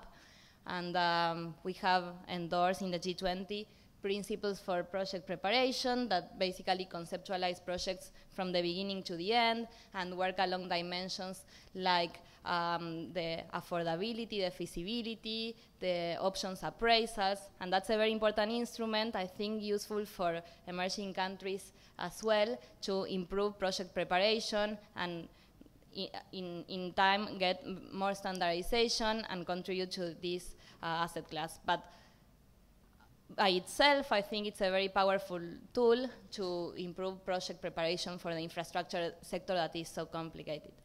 We are also working under this roadmap in other areas like risk mitigation and enhancing the guarantees from the MDBs, in bridging the data gap in infrastructure that is also key to develop infrastructure as an asset class. And there are some areas that Japan will continue working next year as the incoming G20 president, like quality infrastructure and regulatory frameworks.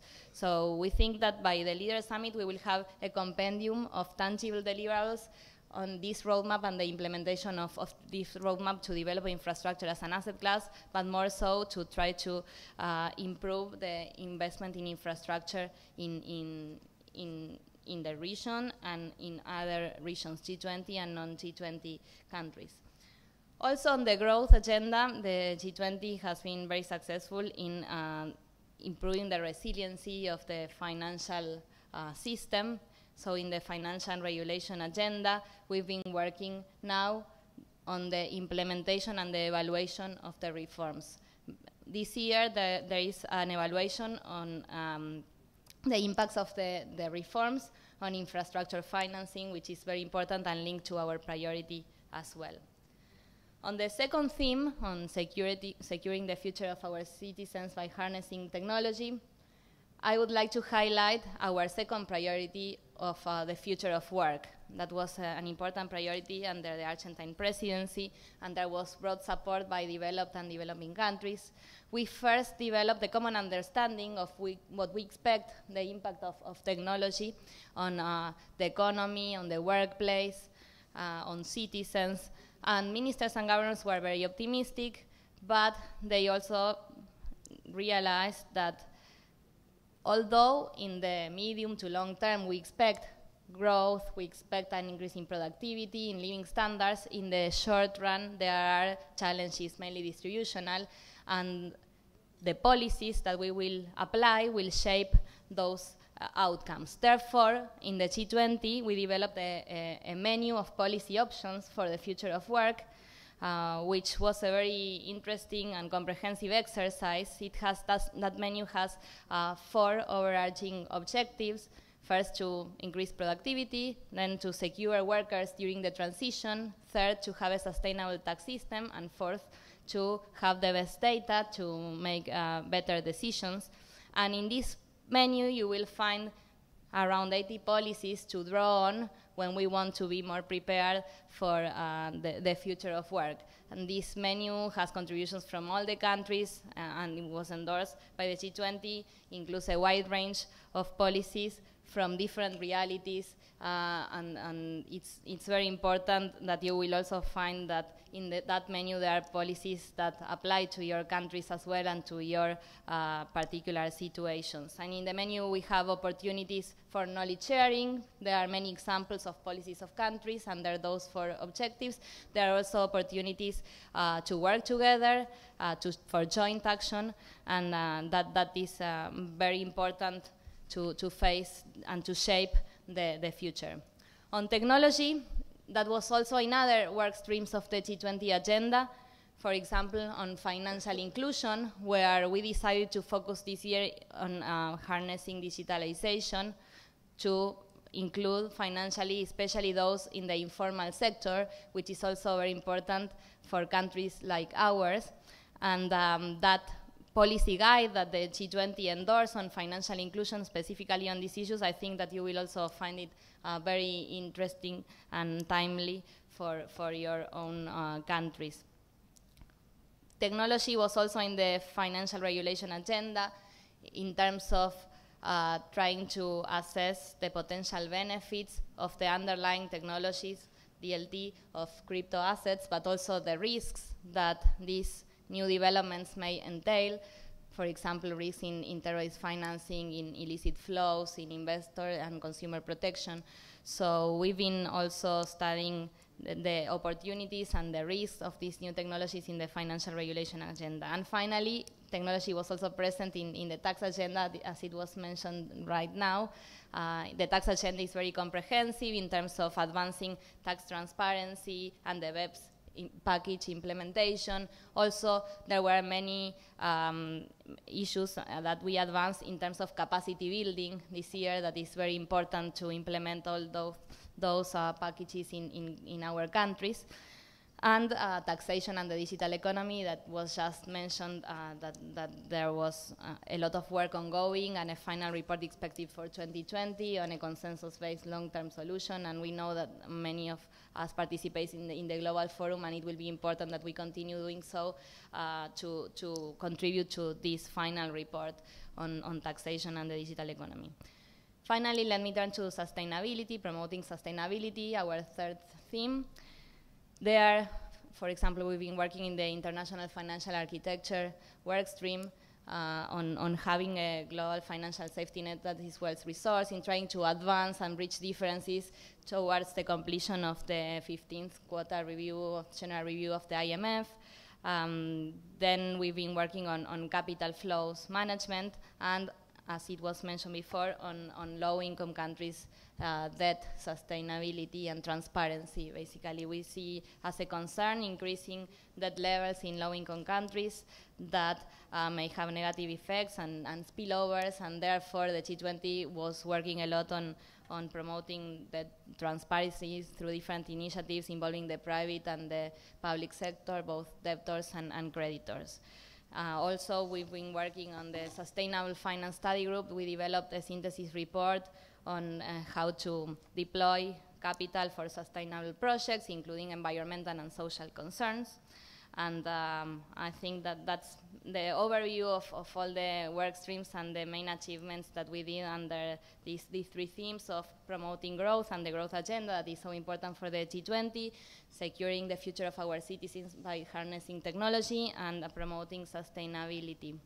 Finally, I'd like to mention that we were also reflecting this year on processes and how to keep the relevance of the G20 as such an important forum for economic coordination and cooperation, and more so in light of everything that was ongoing and that is ongoing this year. In times of crisis, the G20 was key to respond to the crisis 10 years ago, and there was a driving force where all countries were working together. And in these times, it's important that we secure the ongoing success of this type of fora, that we keep this fora flexible, nimble enough to adapt to actual, current, and future challenges, that we represent our citizens, and that we use these opportunities to forge relationships between countries, between institutions that are so fundamental in times of stress and crisis. So that's why I think working with G20 and non-G20 countries and looking for these synergies between the G20 and G24 is key for the ongoing success for the macroeconomic cooperation and for this fora. So thank you very much for the opportunity. Thank you very much, Laura, for the comprehensive and very useful brief. In the interest of time, I would suggest we'll move into the next item, and if there are any clarification, hopefully agenda presidents can, on bilateral basis, deal with those things. With that, let me move into the next item in the agenda, which is discussion and review of draft communique. So we have in front of us the third draft of the communique, which was reviewed and prepared by the Committee of the Whole last week in Washington, D.C. We also benefited from the Secretariat's thought process to gather inputs from members and observers in the lead up to the last week's meeting of the Committee of the Whole. I'd like to express my appreciation for all of those who have sent their comments and participated in the Committee of the Whole. Now we will open the floor for your comments on your key topics of the communique. If you have any edits, please raise your hand.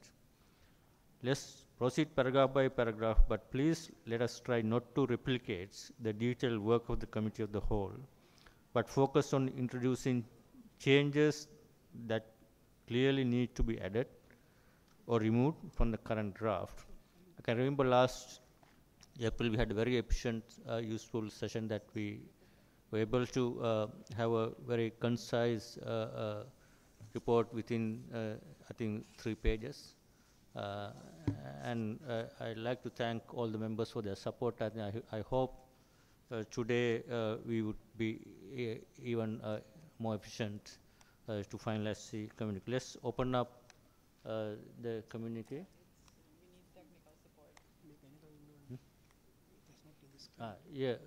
So we are waiting for the technical support to put up on the screen. And again, I would like to emphasize here your good cooperation for us to finalize and try to be precise and concise of the message that we are going to give within the number of pages that we have here. Thank you.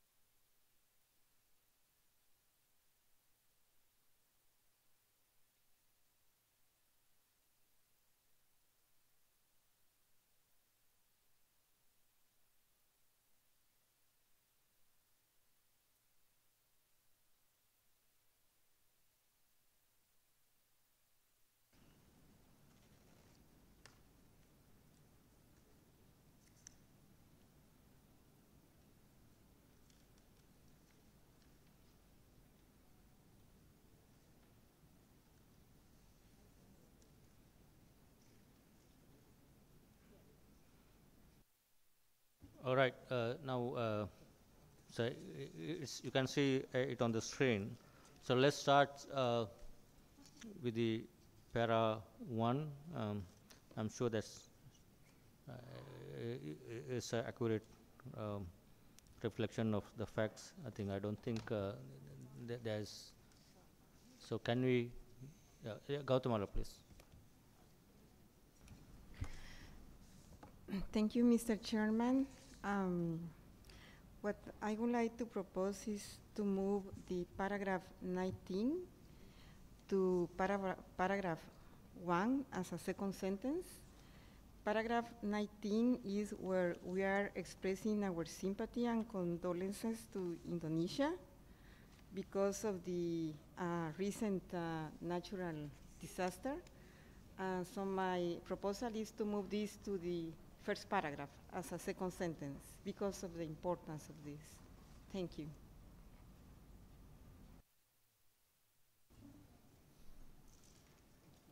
So this proposal is to move this our condolence para 19 upfront.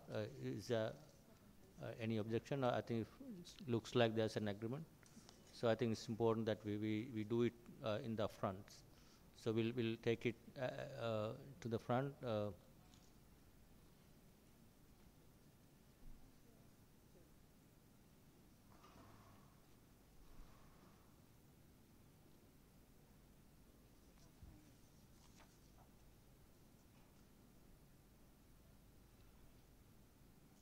We don't need final.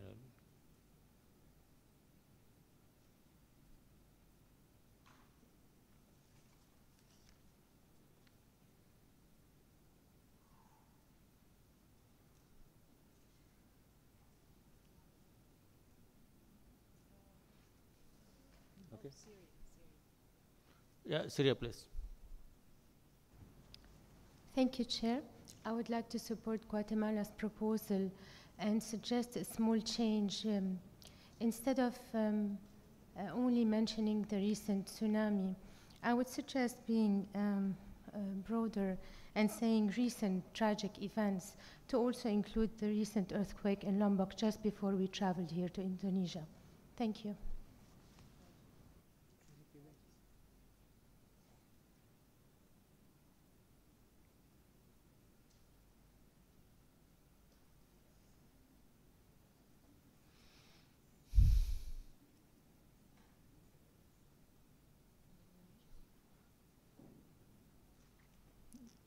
Yeah, Lebanon, please.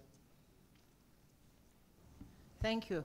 It would be nice to thank the Indonesian government for the organization of this meeting. I didn't see it, I might have missed it, but before we express our sympathy, we thank them and then express sympathy. Thank you. Yeah, I think that's a good idea. So we will first thank the host hospital.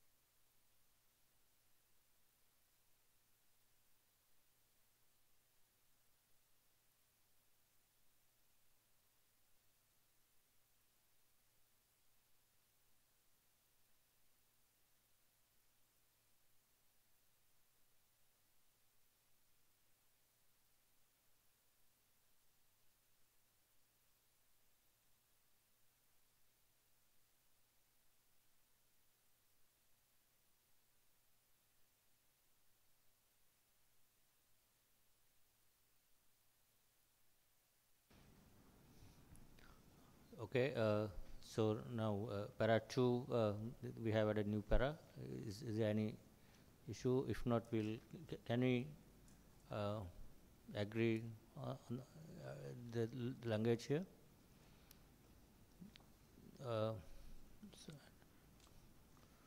Yes, Syria, please.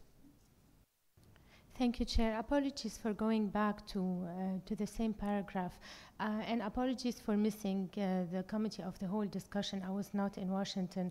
I was wondering what we meant with join others in extending support. Thank you.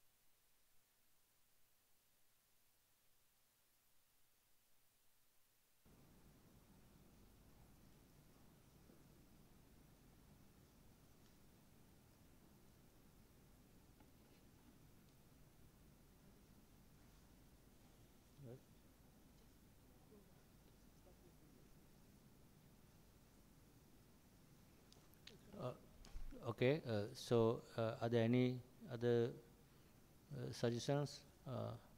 If not, can we move on to the next para now? The para 4 now actually. So it should be para 3. It should be para 3 actually. Delete the 3.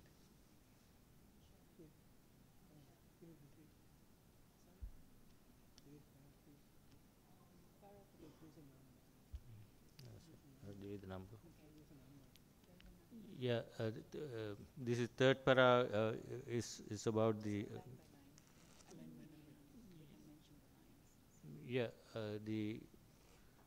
the line starting from line 16, the next para. While the recovery growth continues, are there any suggestions, or can we take this para? I understand this has been discussed at the committee of the whole in length.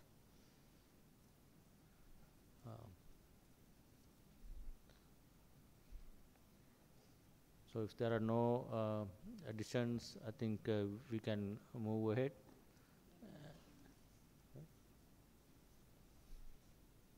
So then can we go to the next para, line 25, starting from line 25, the para 4, please.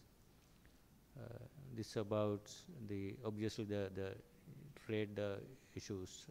That is one of the latest issues that we are going to raise. G24. So I think that fairly reflects the views of I hope the views of the members.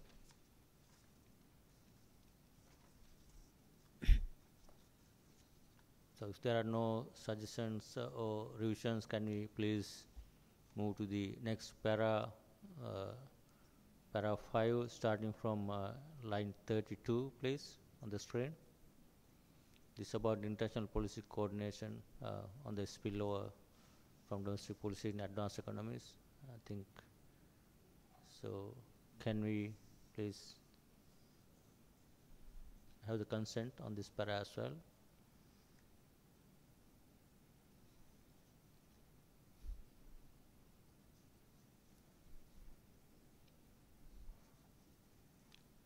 So if there are no suggestions, I think we can take the para as it is. So we will move to the next, please, para number 6, starting from I think line 38, please. I can't see that. So this is about the global safety net and adequacy of resources of the IMF. The liquidity support, I think, and also about the SDR. There's one, I can't, what's yes, Saudi Arabia, please. Thank you, Chair.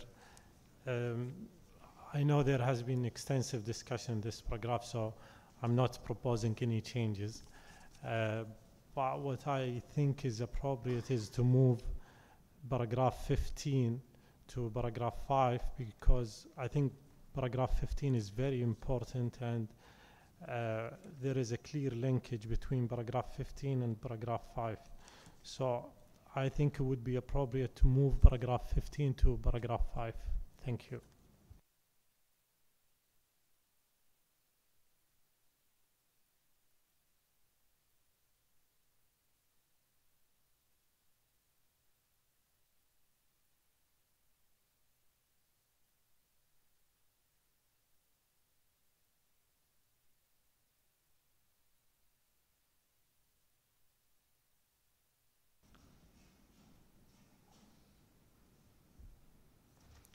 Paragraph 15 in the earlier draft is this on the voice and governance, and what the proposal is to move that into para 5.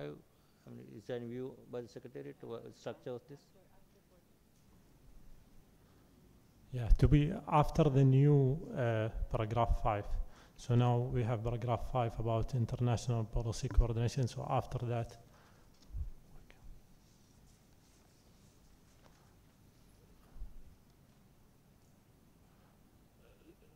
So my suggestion is to move it before the paragraph on the current challenging financial, before the paragraph 6, the current paragraph 6.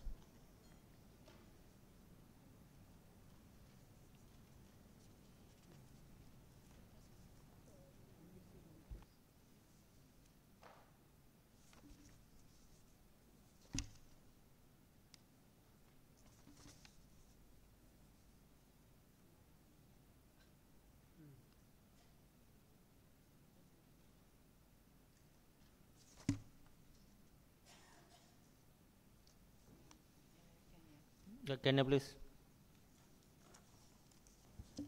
Mr. Chairman, the suggestion by Saudi Arabia is good, but that delinks that paragraph from related issues which are covered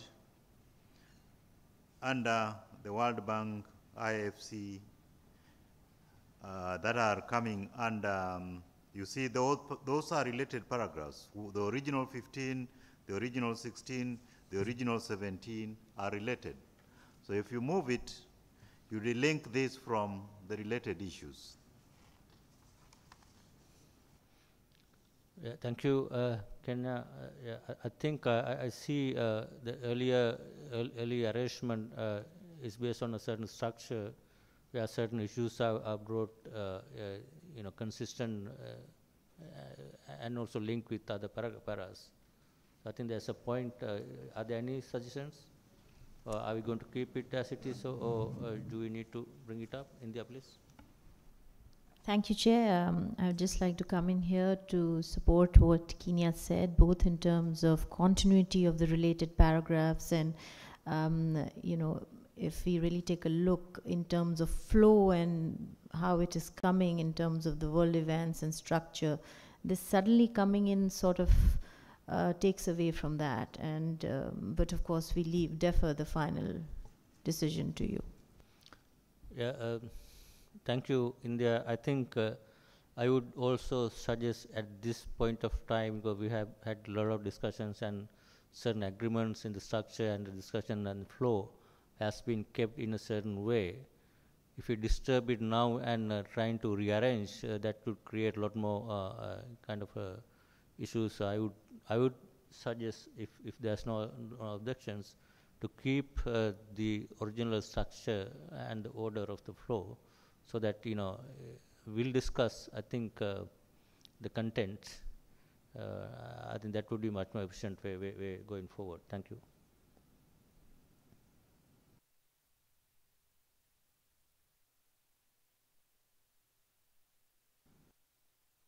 With that, we'll see whether this para, the content, if there are any suggestions.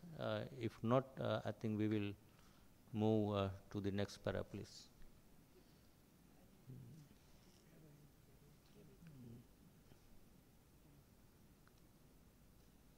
So this para is now, para 6 is back, starting from line 38. If there are no suggestions or revisions proposed, I think we will move to the next para, starting from para 7, starting from line 49 on the screen, please. This regarding low-income countries facilities, the review of the IMF on the facilities. Are there any revisions proposed here, or ideas? So it seems the para is fine, so we can move ahead. We'll go to the next para, the para number 8, starting from line 57.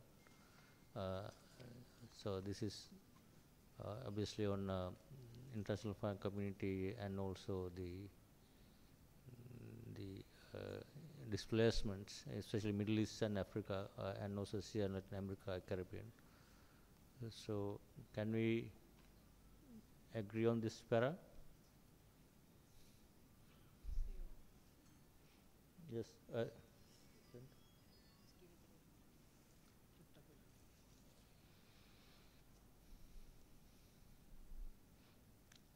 So it seems we have an agreement here. Yes, please move ahead. The next para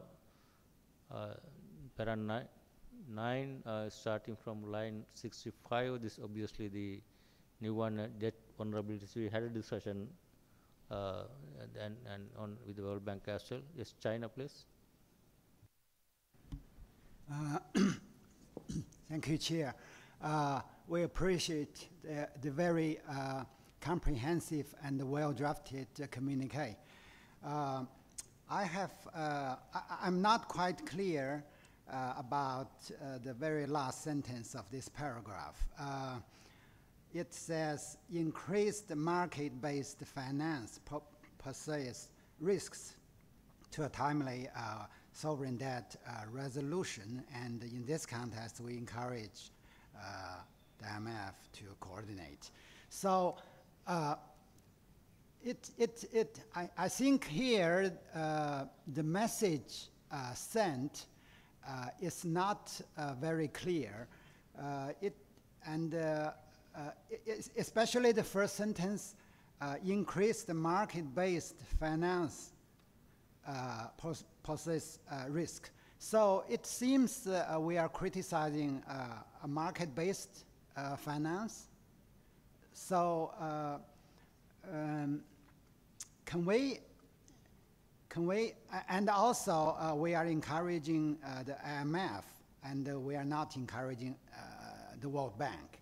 So can we simply simplify this sentence together with the previous sentence? So we just say we emphasize the joint responsibility of debtors and creditors in fostering that transparency and sustainability, and effective creditor coordination is encouraged. Thank you. Or we can simply say we emphasize the joint responsibility of debt and creditors in fostering that transparency and sustainability, and we also encourage effective creditor coordination. Thank you.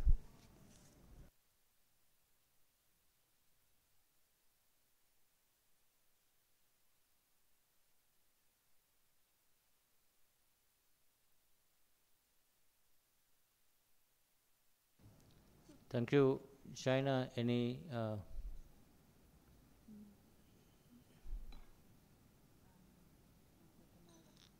so Guatemala, please. Thank you, Chairman. Just to support what China has proposed. Thank you. Any other comments? So there's one addition, and last sentence has been deleted. So, are there any issues, or can we accept what has been proposed by China? There's already one support here.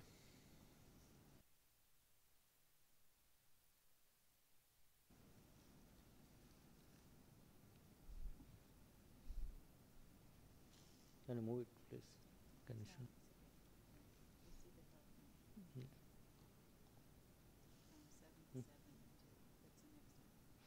Yeah, I think it seems like we have a consent in the para. So then next para number 10, starting from line 77, please.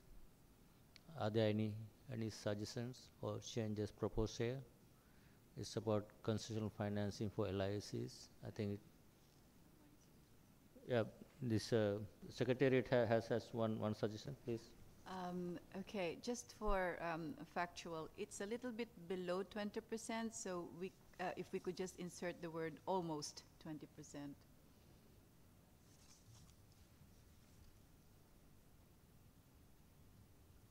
It's a fact check.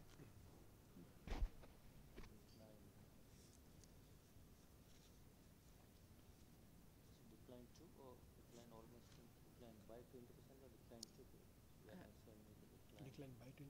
With a decline of almost. Decline of almost. Take out the dash dash. almost 20% between two, no dash dash, I guess, and also no dash dash. So I hope this is okay. This more factual accuracy. So then I think we have consensus there as well. Then let's move to para 11, starting from line 83 on the debt sustainability of developing countries, especially to natural disasters, vulnerable to natural disasters. I think that's a simple para. We can agree on that. Thank you. So let's move on to para 12, starting from line 87. Can I please show the full para, please? Yeah, this what's on the screen, starting from line 87. It's about domestic resource mobilization. Is I think coming from our working group, the work that they have done. I think that's quite useful para for our members. It's emerging issues. So I think we have an agreement there. Thank you. So we move on to para 13, starting from line 96. It's on private financing for infrastructure and development.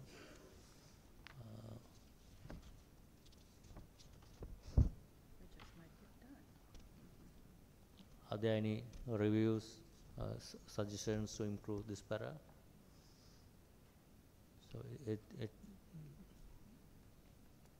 around the table. I think we have consensus this para as well. Thank you. So let's go to the para 14, starting from line 107 on this about IMF, World Bank, Bali, this is a fintech agenda. I think that's also a timely issue. Are there any issues? Oh, just Peru, please. Sorry. Yes, only one suggestion in the line 113. It says, and look forward to further improvements of methodology and data used. The data used in the HCI is the latest data, official data available. So there is not too much improvement we can do there. So I will suggest that we change the last part and say, and new available data through capacity building and investment in data collection. So improvement in the methodology and through new available data through capacity building and investment in data collection.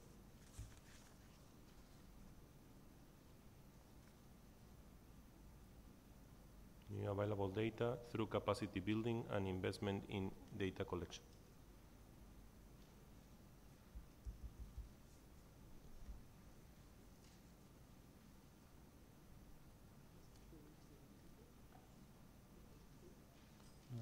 Thank you.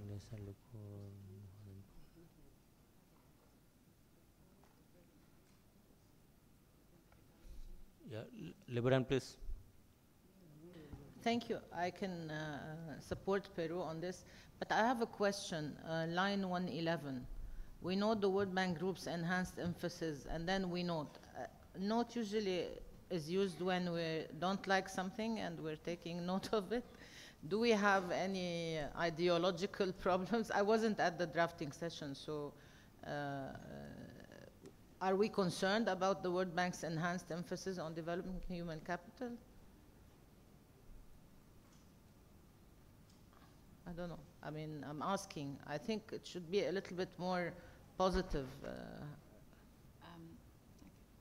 At the Committee of the Whole, there was some back and forth from support to note and support to note. So maybe this is something that the membership here can handle today.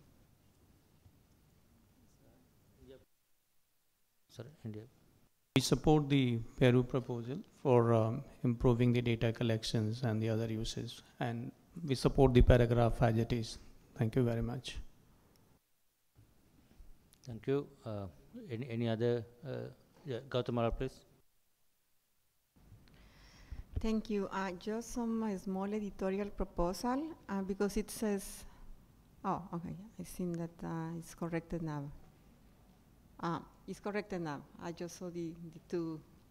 Thank you. Yeah, thanks. Thank you. It's already corrected. So hope now the I think new the addition I think is an improvement. Can we have consent on this para? I think that's a clarification provided by the Secretariat also. I think if we can agree on this para as it is. Yes, thank you. We move on to the next para 15, starting from line 117, please. This is on obviously corresponding banking relationship that we have raised this last time also. This is ongoing issue. I hope we have agreement in this area.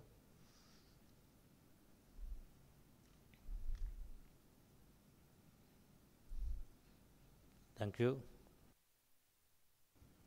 Let's move on to the next para 16, starting from line 1 to 3. This I think probably the almost same as what we had last time also. We had a lot of discussion here. Hopefully we have a agreement here in this para. It's an important paragraph on the IMF quarter reviews and formula, as well as the Sub-Saharan Africa additional chair.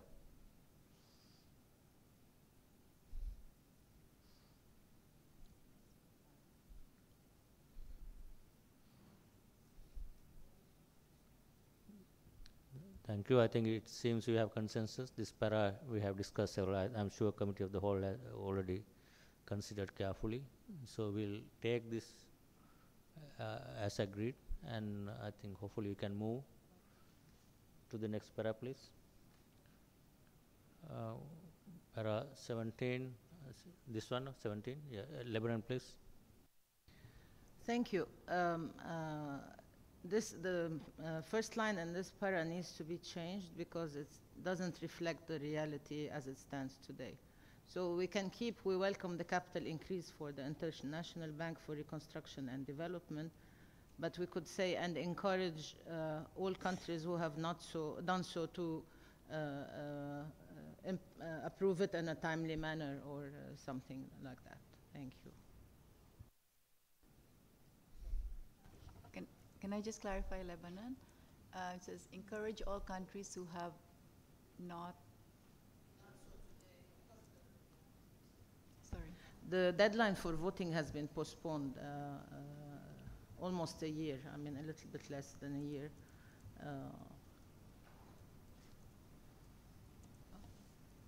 If you don't, I mean, or encourage all countries to approve it in a timely manner. Approve it in a timely manner. All countries to approve in a timely manner, so it's better.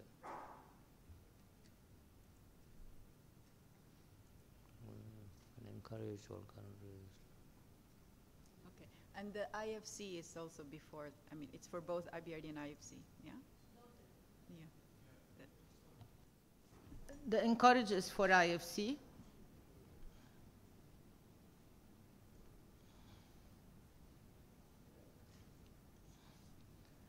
To approve, to approve IFC's capital increase in a timely manner. Thank you.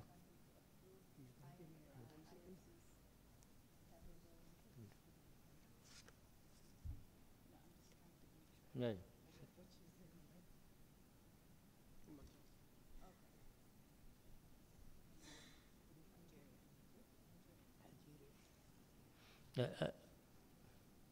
Algeria, please.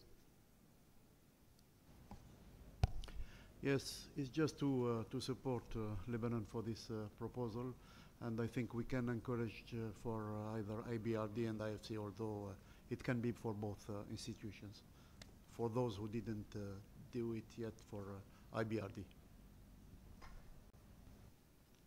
India, please. Keeping in view the status of the voting for the IBRD and IFC, we support the proposal of Lebanon for this particular proposed format. Thank you. China, please. Thank you. The actual situation for the process is that the resolutions for the IBRD have been approved. So we mentioned encourage countries to approve IFC. So before this, we should say something about the already approval of the IBRD resolutions. Otherwise, it gives people the sense of being a broken language. So we should say something. We welcome the approval of the IBRD capital resolutions and encourage countries to step up their efforts for the timely approval of the IFCs. So some more clear language in this regard is appreciated.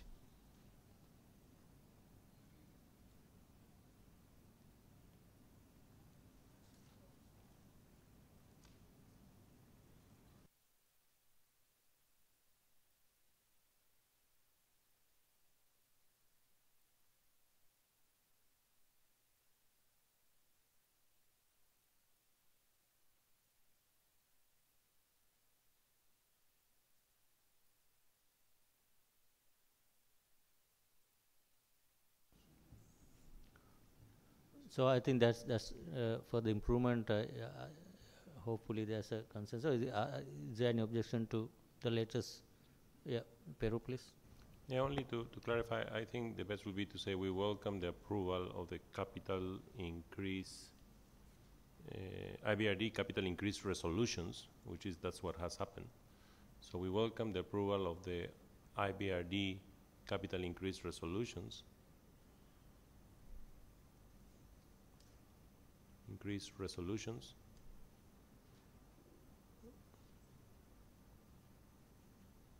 And then, so in IBRD you can put that, yeah.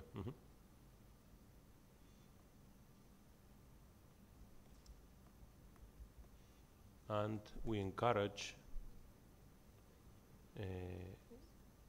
the approvals of IFC resolutions. So again, we are referring to resolutions. We encourage all countries to approve IFC capital increase resolutions in a timely manner.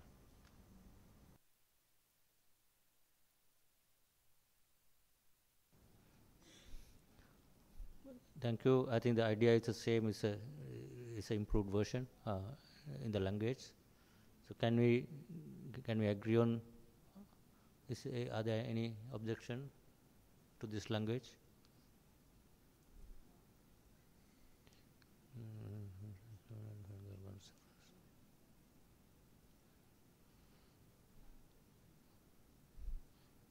So thank you. Gautamala, please. Thank you, Chairman. For me, it is clear without the word resolutions, if we wanted to make it shorter, but I can go along with that. Just suggest to delete that word for, that one.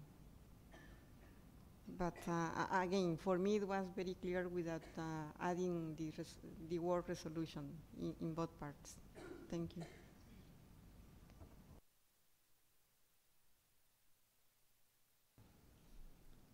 All right, thank you.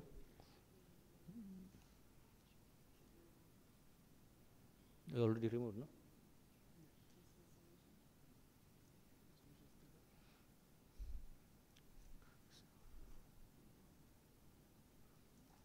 Yeah, Lebanon, please. Resolutions is important because it is not only the capital increase, it has changes to the articles of agreement, and so we'd better keep resolutions in both places. Yeah, thank you. I think there's no harm keeping that. This is much clearer. So we'll keep the resolutions. I think that's a good idea. India, please.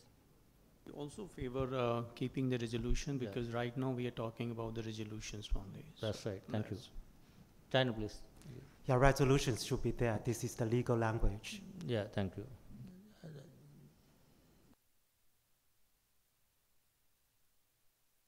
We'll keep resolutions and move forward. If there are no other objections, we'll move forward. Thank you. Next para 18. We'll move forward. On the starting from line 1145. So there's one issue on the IDA graduates to the repayment of this issue. Nigeria, please. 18, Chair. Please pardon me if the issue had been raised in Washington. I wasn't in Washington. Paragraph 18, I know we have been calling on the IMF on the need to increase the voice and representation of members in the African Constituency 1 by calling on for the creation of a third chair. That has been done. Has been done? That's been done. Okay, thank you.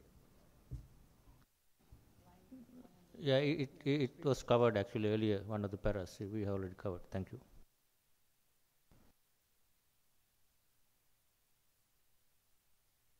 Sorry, we are on, yeah, this one, line 132, third chair of Sub-Saharan Africa, that has been covered. Fine. Let's go back to where we were earlier, please.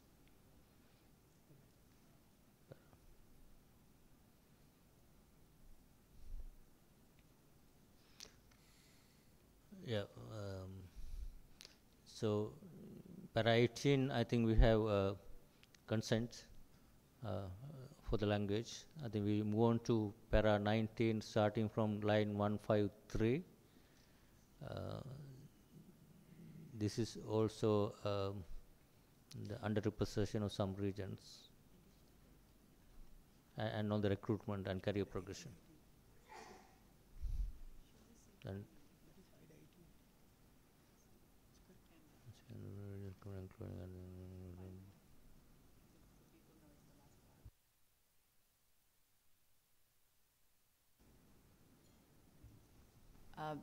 just a suggestion, so people know. Yes. Yeah, just to put finally, since we we'll let changed the finally wording. there, so because we deleted the one at the beginning. Finally, we call on IM for instance. Okay.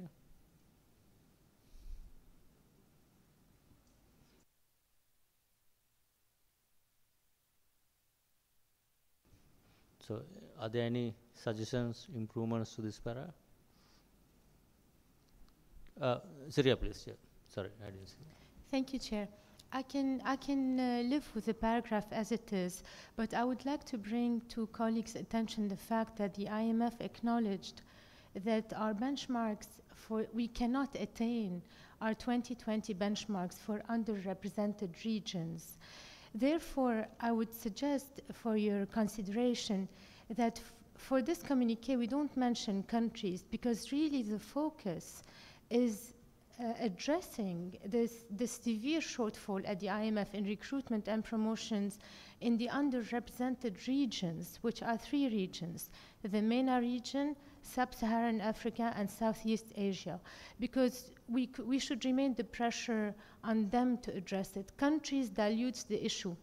It's so, but I can, again, if this is not acceptable, I can live with the paragraph as it is. Thank you.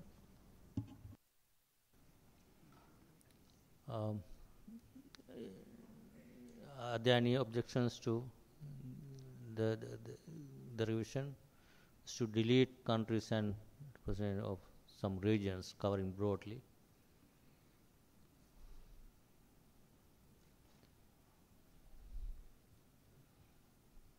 So I think, yeah, Lebanon, please. The problem is, while I'm very sympathetic to Syria's change, when we're speaking of both institutions, speaking of regions does not work for the World Bank Group. We have nationalities of focus. So either we separate the two or we keep countries. I understand where Syria is coming from, but this is how it is in the two institutions. Thank you. India, please. I think in the past we have used both regions and the countries, and in the World Bank also the country, there are focal countries, so it makes sense to have both regions and the countries as far as the paragraph is concerned. Syria, please. Thank you, Chair. In view of the clarification on the World Bank side, we can leave the paragraph as is. Thank you. China, is there any proposal? Yeah, regions and countries is a better idea. Thank you. Thank you. I think the consensus we have to keep region and countries both. We'll go back to the original, add only finally at the beginning. So can we agree on the last part as well? I think, thank you very much. So I really appreciate the support and very efficient way of finalizing the communique. This time I think one of the most efficient way of doing it. Thank you very much. So we'll move on to the next agenda item, which is on the WTO. I think we have the Mr. Robert Kuman from the WTO. This is an important issue, especially with the emerging trade barriers, global trade barriers. We like to invite Robert to make the presentation. Thank you.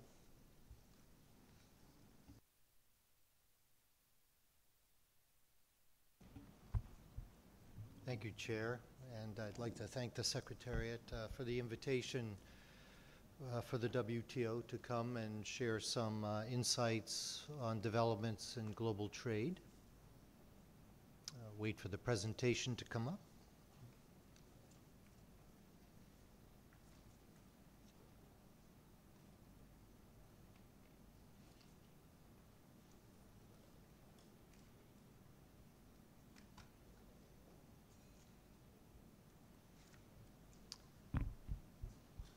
Shall I proceed?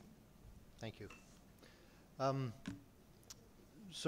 Right now in another building, there's a trade conference going on where the IMF, World Bank, WTO, and OECD are providing an overview of developments in current trade and has a very forward-looking focus. So I'm going to give you my overview, which draws upon material that many of the organizations have contributed. So currently, right now, there's broad agreement across international organizations on the short-term outlook for world trade. And if you look at the chart here, you can see that in 2017, there was a recovery in global trade growth after a period of stagnation between 2012 and 2016. And now we are projecting that that trade growth is likely to level off and remain, start to decline actually, given recent actions that have been taking place. The rising trade tensions and the increased use of trade measures certainly reduce our certainty, but we do expect a slowdown in trade as a result of these measures. If you could go to the next slide, please. This slide's a little complicated, but essentially it shows GDP and export growth for developed countries on the left and developing countries on the right. The blue line represents what we call a high growth scenario for GDP and for exports. The red line represents a low growth scenario. The green line represents actual trade outcomes and GDP growth outcomes since 2012. So we did these projections from 2012. I'm quite happy that the green line actually lies in between, but you can see that generally the green line is very close to the slow growth scenario. So since the financial crisis, we've not seen a recovery until 2017, where we started to see a bit of a recovery in GDP growth and trade growth. But we've been definitely tracking the low growth scenario. Next slide, please. We do know, based on our previous research, that there's a very high correlation between trade openness and GDP growth. So we've seen that this integration in the global economy has been accompanied by, this openness has been accompanied by GDP growth. And when we look at convergence, we've seen significant convergence between developing and developed countries in terms of real GDP growth at as measured by PPP equivalents. Next slide, please. We also noticed that the change in openness is also very highly correlated with the change in real income of the lowest quintile. So essentially, the poorest parts of the population in terms of real income had definitely had positive income growth as a result of change in openness. Next slide, please. If we were to do a thought experiment and ask the question, what would happen if trade were to close off, if we were to move to autarky? This slide shows that it's the poorest populations which would experience the biggest real income loss from closing off trade. Next slide, please. This shows the merchandise trade volume growth to real GDP growth, what we call the trade elasticity. If one looks at the long 1990s, one sees a trade elasticity of above 2, and over this period it averaged to about 2.2 times GDP growth. Since the financial crisis, we've seen this ratio in the range of 1 to below 1, and only in 2017 did we see a recovery to about 1.3, 1.4.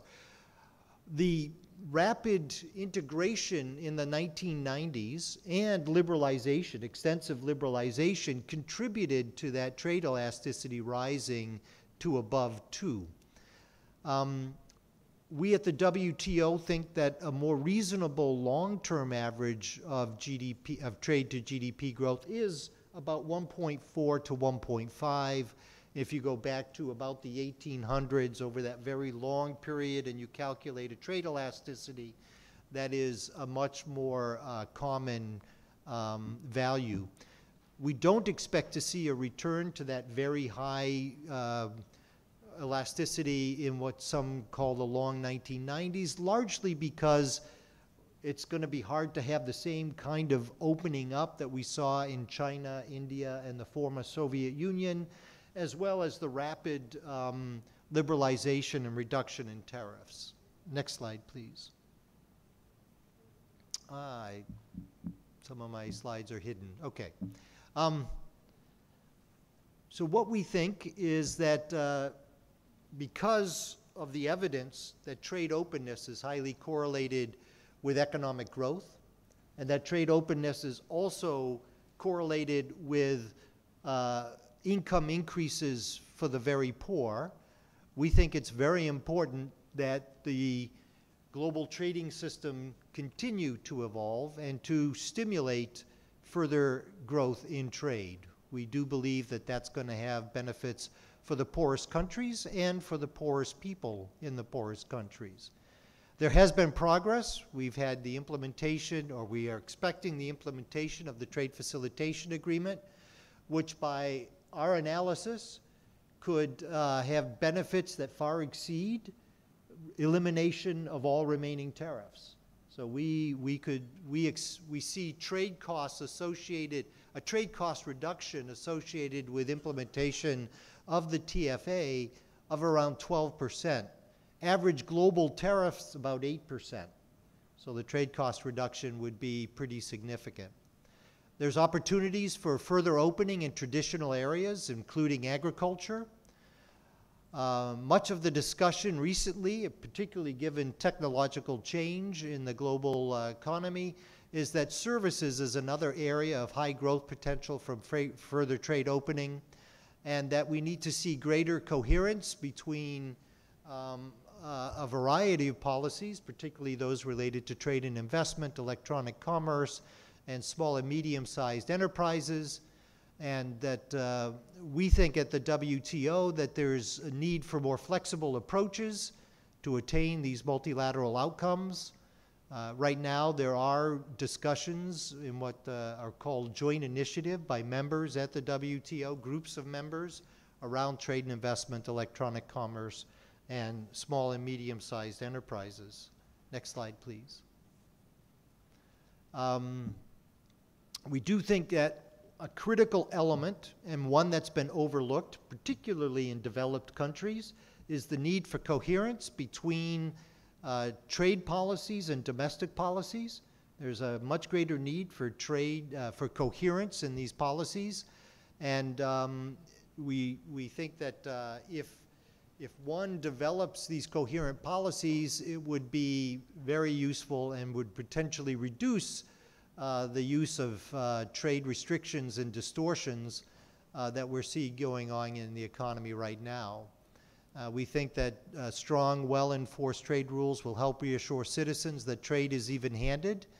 We think that the role of the WTO dispute settlement system is very, very important, and that the value of transparency through regular dialogue is very critical. And this has been a challenge, I think, at the WTO, in that it's been very difficult for members who are interested in a variety of issues to bring up those issues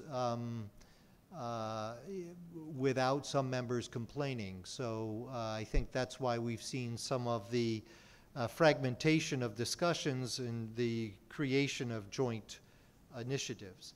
Now, the Secretariat did ask me to dive a little bit deeper into some of the discussion, some of the slides that I provided.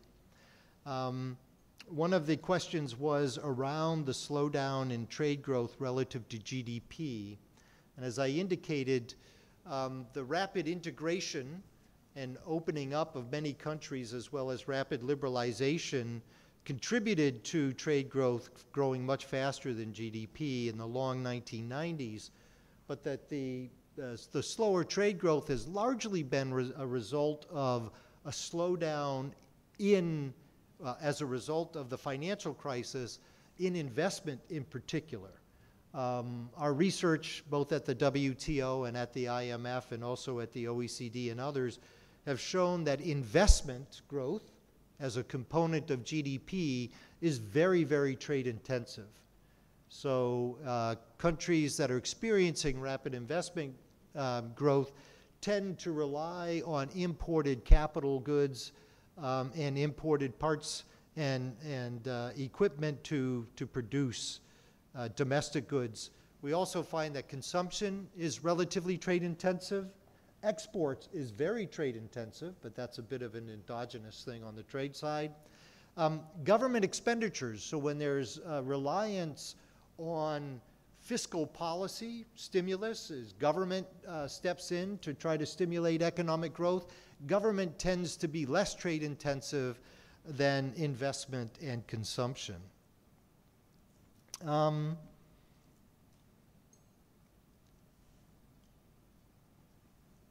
Let's see.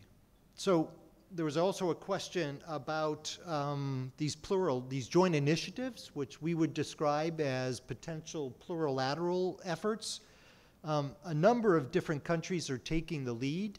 If you look at the composition of three groups in particular, for micro, small, medium-sized enterprises, for e-commerce, and for investment facilitation, you see a wide range of countries participating. It's not the same countries in every group.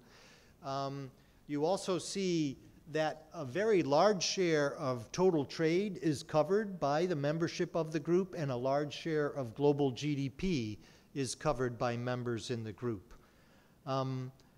The Secretariat's efforts have been to encourage these groups to maintain an open platform so that all their discussions are open, and that the membership in the groups is open.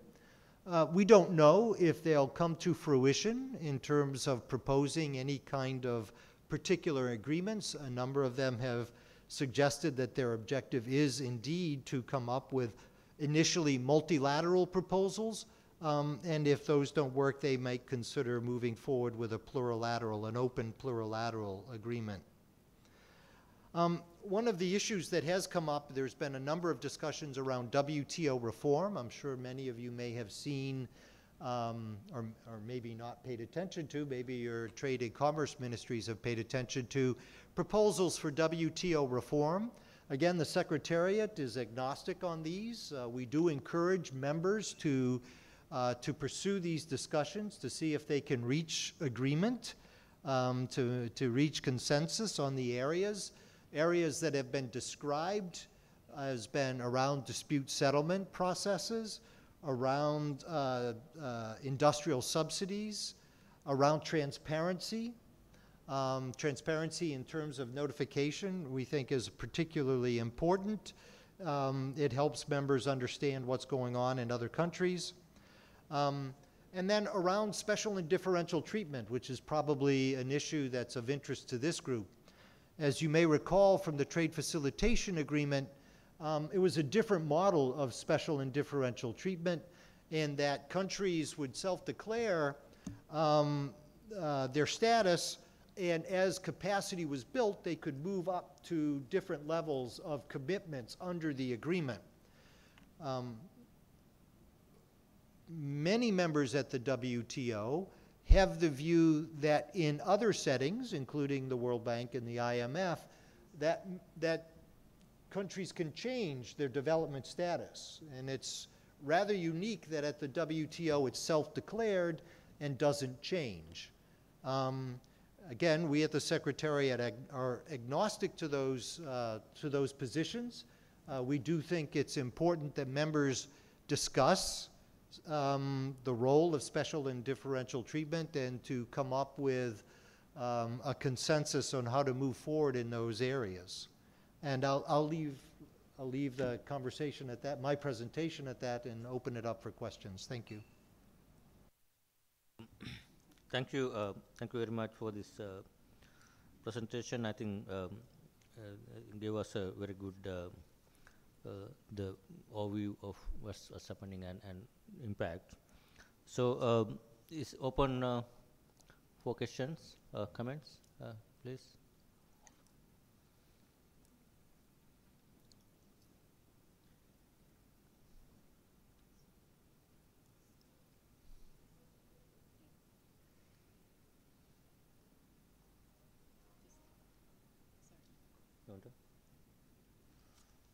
So we'll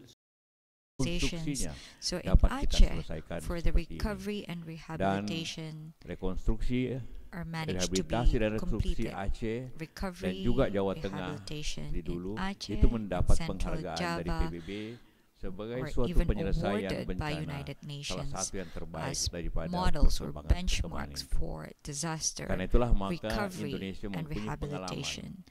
And Indonesia therefore has long history in managing and responding to disasters.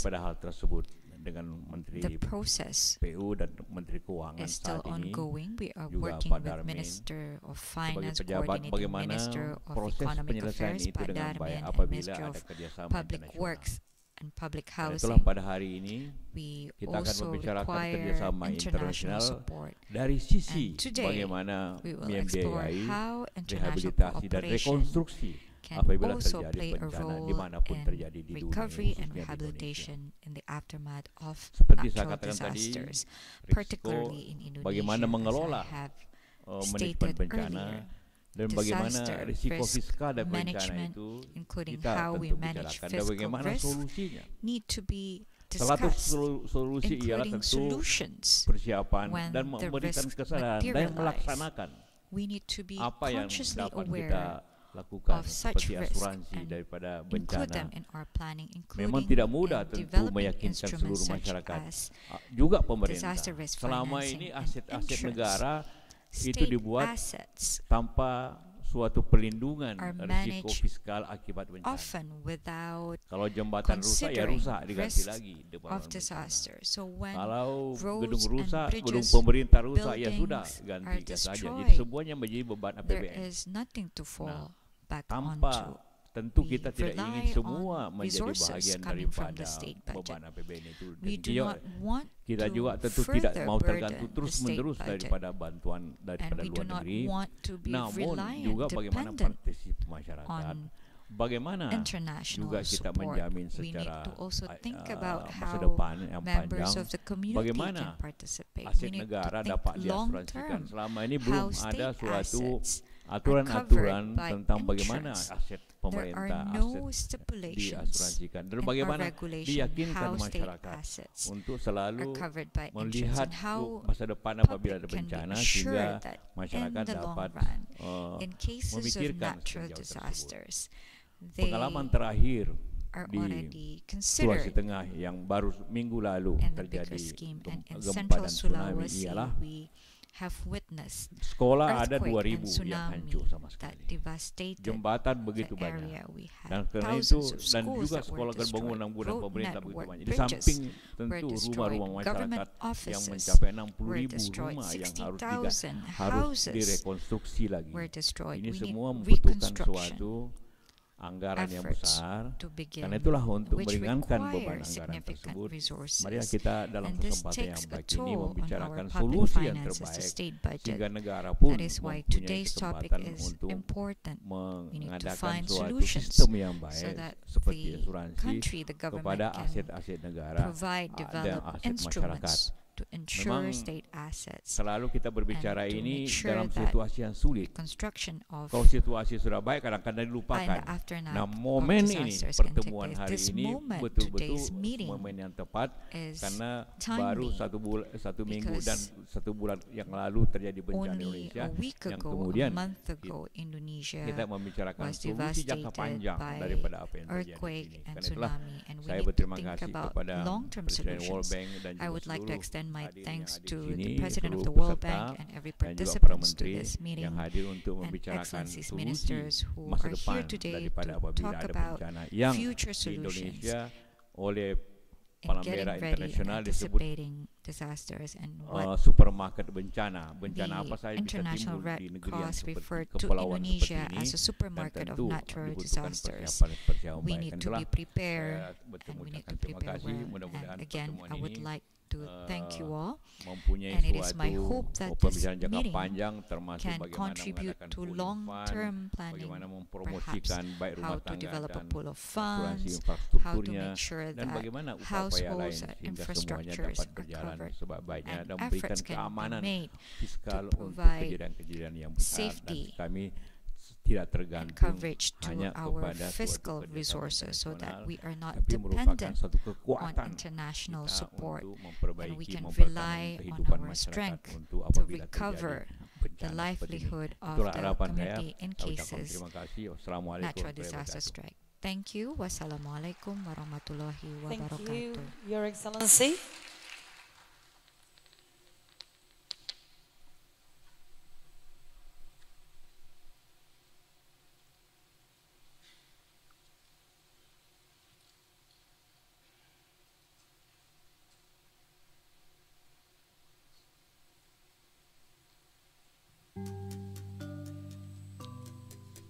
Indonesia is a country blessed with an abundance of natural resources and beauty. It straddles the equator, spanning from the Pacific to the Indian Ocean. But this is also the meeting point of 3 large tectonic plates: the Indo-Australian, the Eurasian, and the Pacific plate. This unique gift gives beauty, but also puts Indonesia at high risk to disasters. Almost all regions are exposed to 9 major hazards.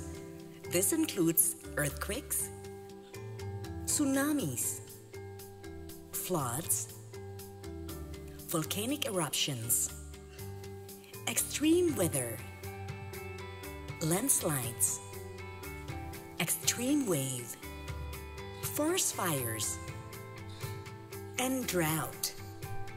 The economic cost of disaster is also massive. From 2000 to 2016, the annual average cost is estimated at $1.4 billion. This will likely only increase without a serious effort in mitigation, preparedness, and risk transfer.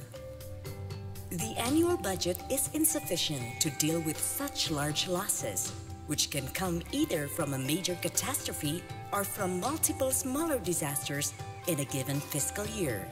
This creates a financing gap. More importantly, financing for disaster prevention, response, and reconstruction should not only come from the government, This needs to be shared among the public sector, private sector, and communities.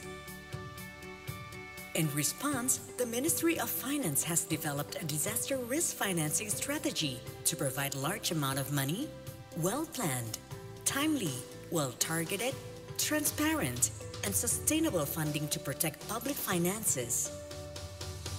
The government priorities for disaster risk financing and insurance are protecting public assets both at the central government and regional level, speeding up livelihood recovery, protecting all households, particularly low-income people facing especially high disaster risk, promoting the role of the private sector, especially to further develop the domestic insurance market. After considering the situation and challenges, the government of Indonesia formulates its disaster risk financing and insurance strategy as follows.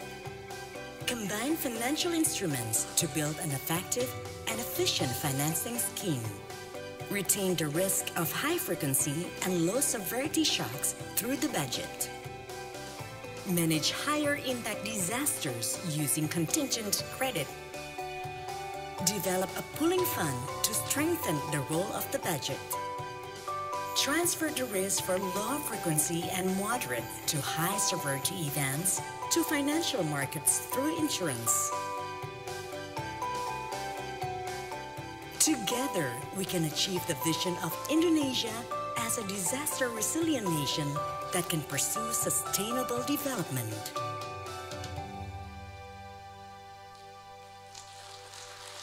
We hope you enjoyed the video. Excellencies, distinguished delegates, ladies and gentlemen, the Vice President of the Republic of Indonesia leaving the venue. Please kindly rise.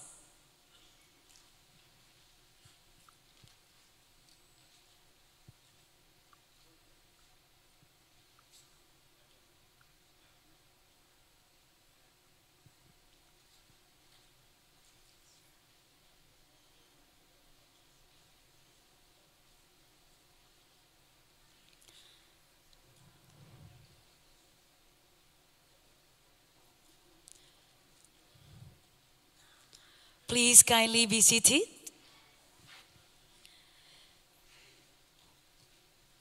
We will continue with our first panel. We kindly invite the moderator for the first panel, Ms. Sela Pazarbasioglu, Vice President, Equitable Growth, Finance and Institution, World Bank Group.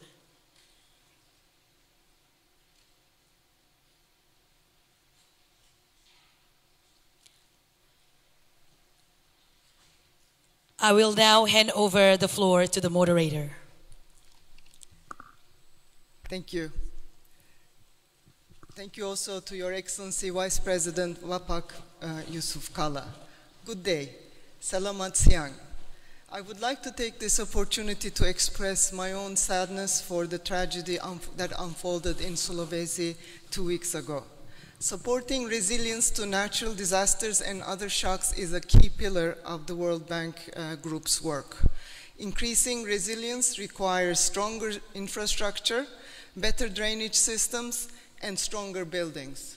It also requires preparedness, contingency planning, and an effective rapid response to reduce the impact of disasters.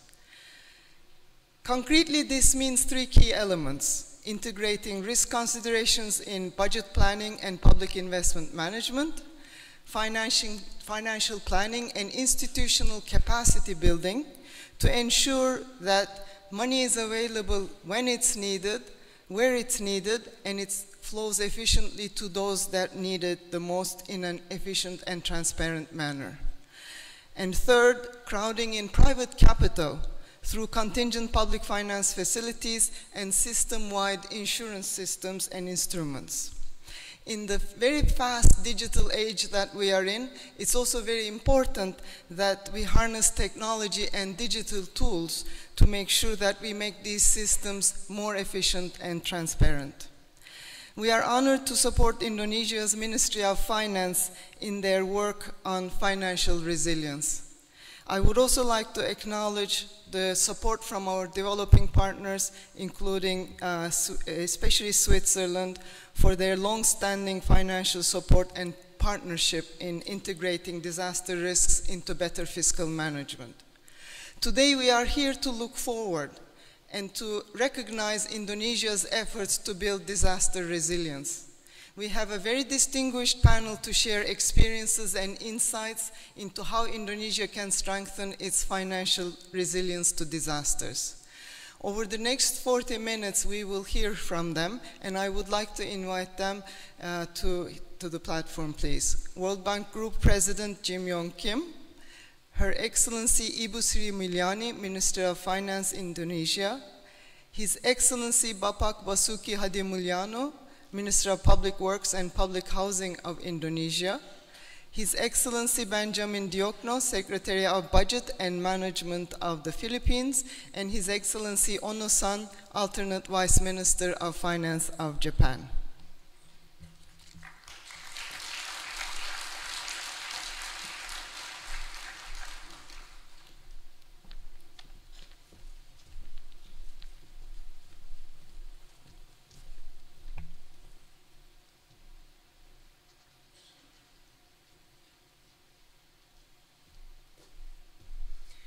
I would like to invite President Kim, please.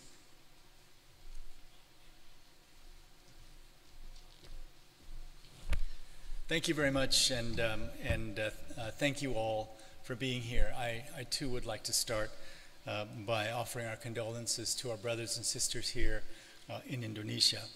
And I think the lessons are not as clear from this tragedy as they should be. As Vice President Bapak Kalla mentioned, Yusuf Kalla mentioned, Indonesia sits in a ring of fire. It is inherently vulnerable to risks.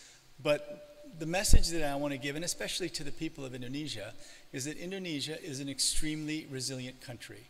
In fact, despite the many, many shocks dating back, the ones that we remember most vividly are Aceh, despite the high risk and the many, many shocks, Indonesia has continued to do everything it can to be a leader in preparing for these kinds of shocks. And it's a very complicated and difficult business, especially when you're in this particular geographical zone. The many things that Indonesia has done, for example, in Aceh, Indonesia built the country's disaster risk management infrastructure from the ground up, enacting the legislation establishing what Vice President Kalla mentioned, the National Disaster Management Authority. After the Yogyakarta and Central Java earthquake and the Mount Merapi volcanic eruption, Indonesia became a leader in the Recompact approach, which puts communities at the center of housing reconstruction and resettlement. The houses built under this approach meet the seismic standards required by the government, but they do so in a way that allows communities to decide their own house type and use salvaged materials. The communities become co-creators and active stakeholders in rebuilding stronger than before. Recompact is also about 30% less expensive than conventional housing contracting, and working with people as co-creators leads to better building quality and greater owner satisfaction. So let me just be very clear. The lessons we have learned from Recompact are so powerful that we're taking them and trying to apply them in other countries all over the world. In this particular case, Indonesia is a leader in the world in how to respond to these disasters. There are all the foundations here to respond and recover quickly. And I have seen myself, I have visited some of these Recompact villages. I've seen how communities are now intricately involved in the response to disasters, and I know that in Sulawesi it will be exactly the same. When I visited these sites, there was a very different sense. The community knew that it had built back better. After the Haiti earthquake, that was the refrain over and over again, build back better. And it was at least partially it happened, but it took a very long time. My hope is that with the solidarity of the entire global community, that in Sulawesi we can build back better again and even more quickly. For Ibu Sri Mulyani and Bapak Basuki, We're here to support you in achieving the extremely ambitious goals that you set through National Disaster Risk Finance and the insurance strategy.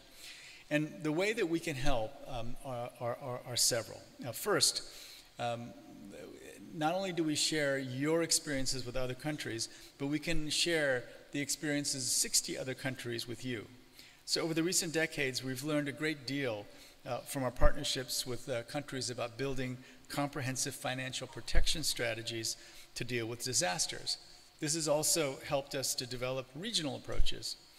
For example, under the mandate of the ASEAN +3 finance ministers, we're supporting the Southeast Asian Disaster Risk Insurance Facility, or CDRIF, in close collaboration with Japan. And Japan has consistently been a leader in bringing the world's attention to disaster risk management.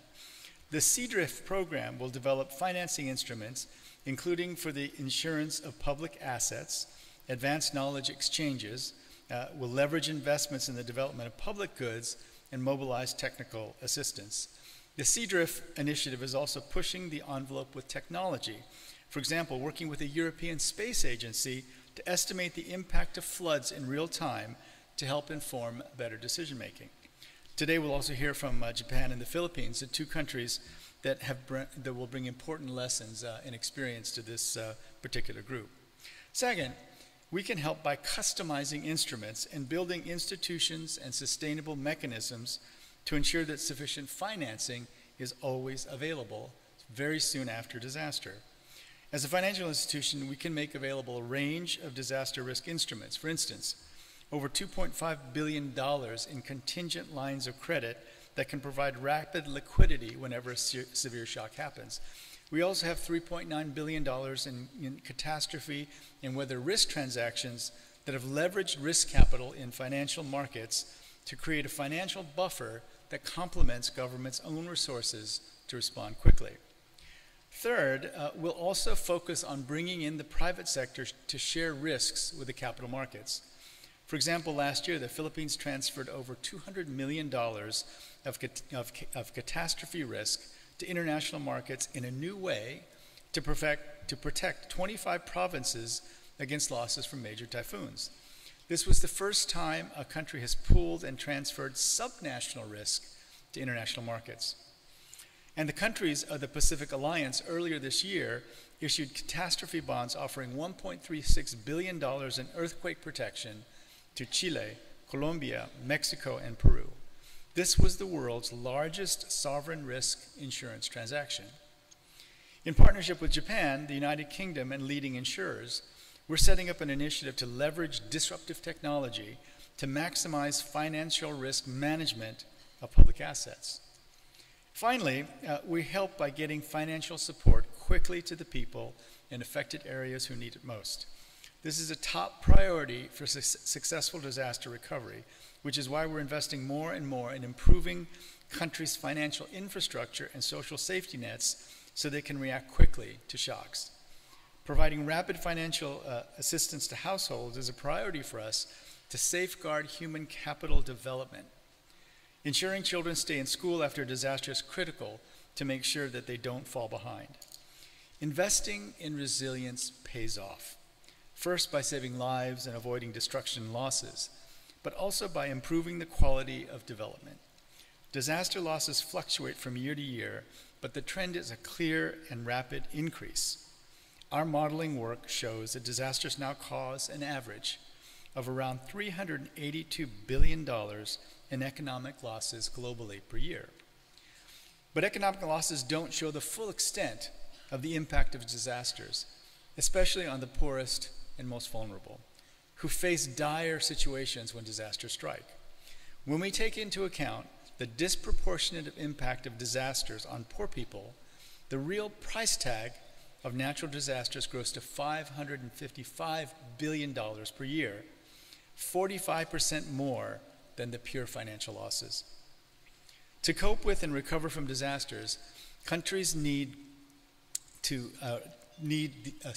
risk management instruments, financial inclusion, disaster risk and health insurance, social protection for households, and contingent finance and reserve funds. We estimate that the benefits from being better prepared to respond to disasters is around $173 billion per year. Over the coming weeks, we'll learn more about Indonesia's needs for recovery and reconstruction. Under the government's leadership, we're prepared to respond to Indonesia's needs. During this week's meetings, the people of Sulawesi and Lombok and all Indonesians will be foremost in all of our minds. I hope everyone will think about how we stay ambitious and focused on supporting Indonesia's resilience in both the short and the long run. It's easy to lose sight of the big picture when dealing with these kinds of tragic disasters. Indonesia's ambitions and new risk financing strategy are a critical part of the big picture of building comprehensive disaster resilience. And let me just say, I want to emphasize again, this was an extremely tragic and horrific situation in Sulawesi. But I want especially everyone in Indonesia to know that your leaders have been at the forefront of preparing. It's just that in any country, when you see a disaster like this, you need help. And that's why I'm here. That's why the Secretary General of the United Nations is here. What we're putting together is what we would do for any country in the world, a multilateral global response of solidarity, thinking only about the people who are suffering in Sulawesi and before in Lombok. We're here to stand with you. We admire all the things that you've already done here in Indonesia, and we're grateful for the things that you've done that have been so forward-looking that we're now using them to help other countries get better in their ability to respond. We stand with you, we will continue to stand with you, and we thank you for your leadership. Thank you. Thank you, President Kim. I would like to invite Minister Sri Mulyani, please.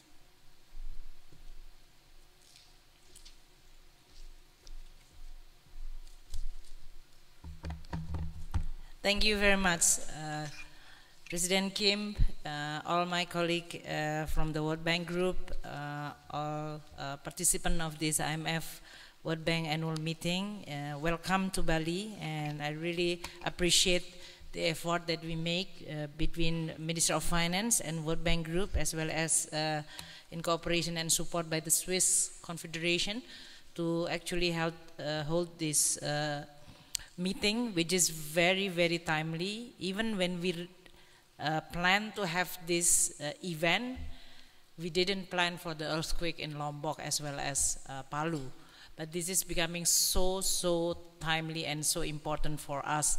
And that's why I really appreciate Jim, as well as all colleagues in the World Bank Group, to elevate this event to become more important, more visible. In the past couple of weeks, I was constantly receiving questions from the media about what is the plan to reconstruct, do we have enough money to support for the people in Lombok, and then now we hit with Palu, do we still have money in the budget for the emergency, are we planning and preparing for the rehabilitation and reconstruction? So a lot and very high curiosity and question from the media. And that's why when I look at the budget of Indonesia, I think this is going to be one of the most valuable lessons that we really need to step up our preparation and ability to deal with disasters. So we, in this case, has developing the disaster risk and financing and insurance with the 4 steps that is in our strategy on how we can identify the current government financing scheme to the disasters. And second one, we identify the problem, including assessing disaster and the fiscal risk, because we have the disaster profile as already presented earlier. It can be in many different forms: volcano, landslide, tsunami, earthquake. These are all, in terms of frequency, location, and the severity is different. So we need to identify the disaster as well as disaster risk, as well as what is the consequence from the fiscal side. And then within this strategy, we need to set a priority and develop the strategy. So we want to make the disaster not as a waste event, but an event that will make us learn more, and do better in responding it. In identifying the current government financing, in Indonesia, when disaster occur, most of the economic losses will be borne by government and the society. Definitely people not only losing the loved one, but also house as well as asset, and even for many small medium enterprises and corporations, they also suffer the loss and they born without any insurance. Indonesia, in terms of the insurance penetration, is still very, very shallow and thin. And that's why this is not yet in the DNA of many Indonesian people. The current financing scheme for disaster-related expenditure is very much heavily depend on the budget allocation. Sometimes we need even have to reallocate from the less priority into this more emergency and urgency. I'm here with my DJ budget, who knows very well that when there is quite a lot of emergency coming, we really have to sometimes reallocate the budget.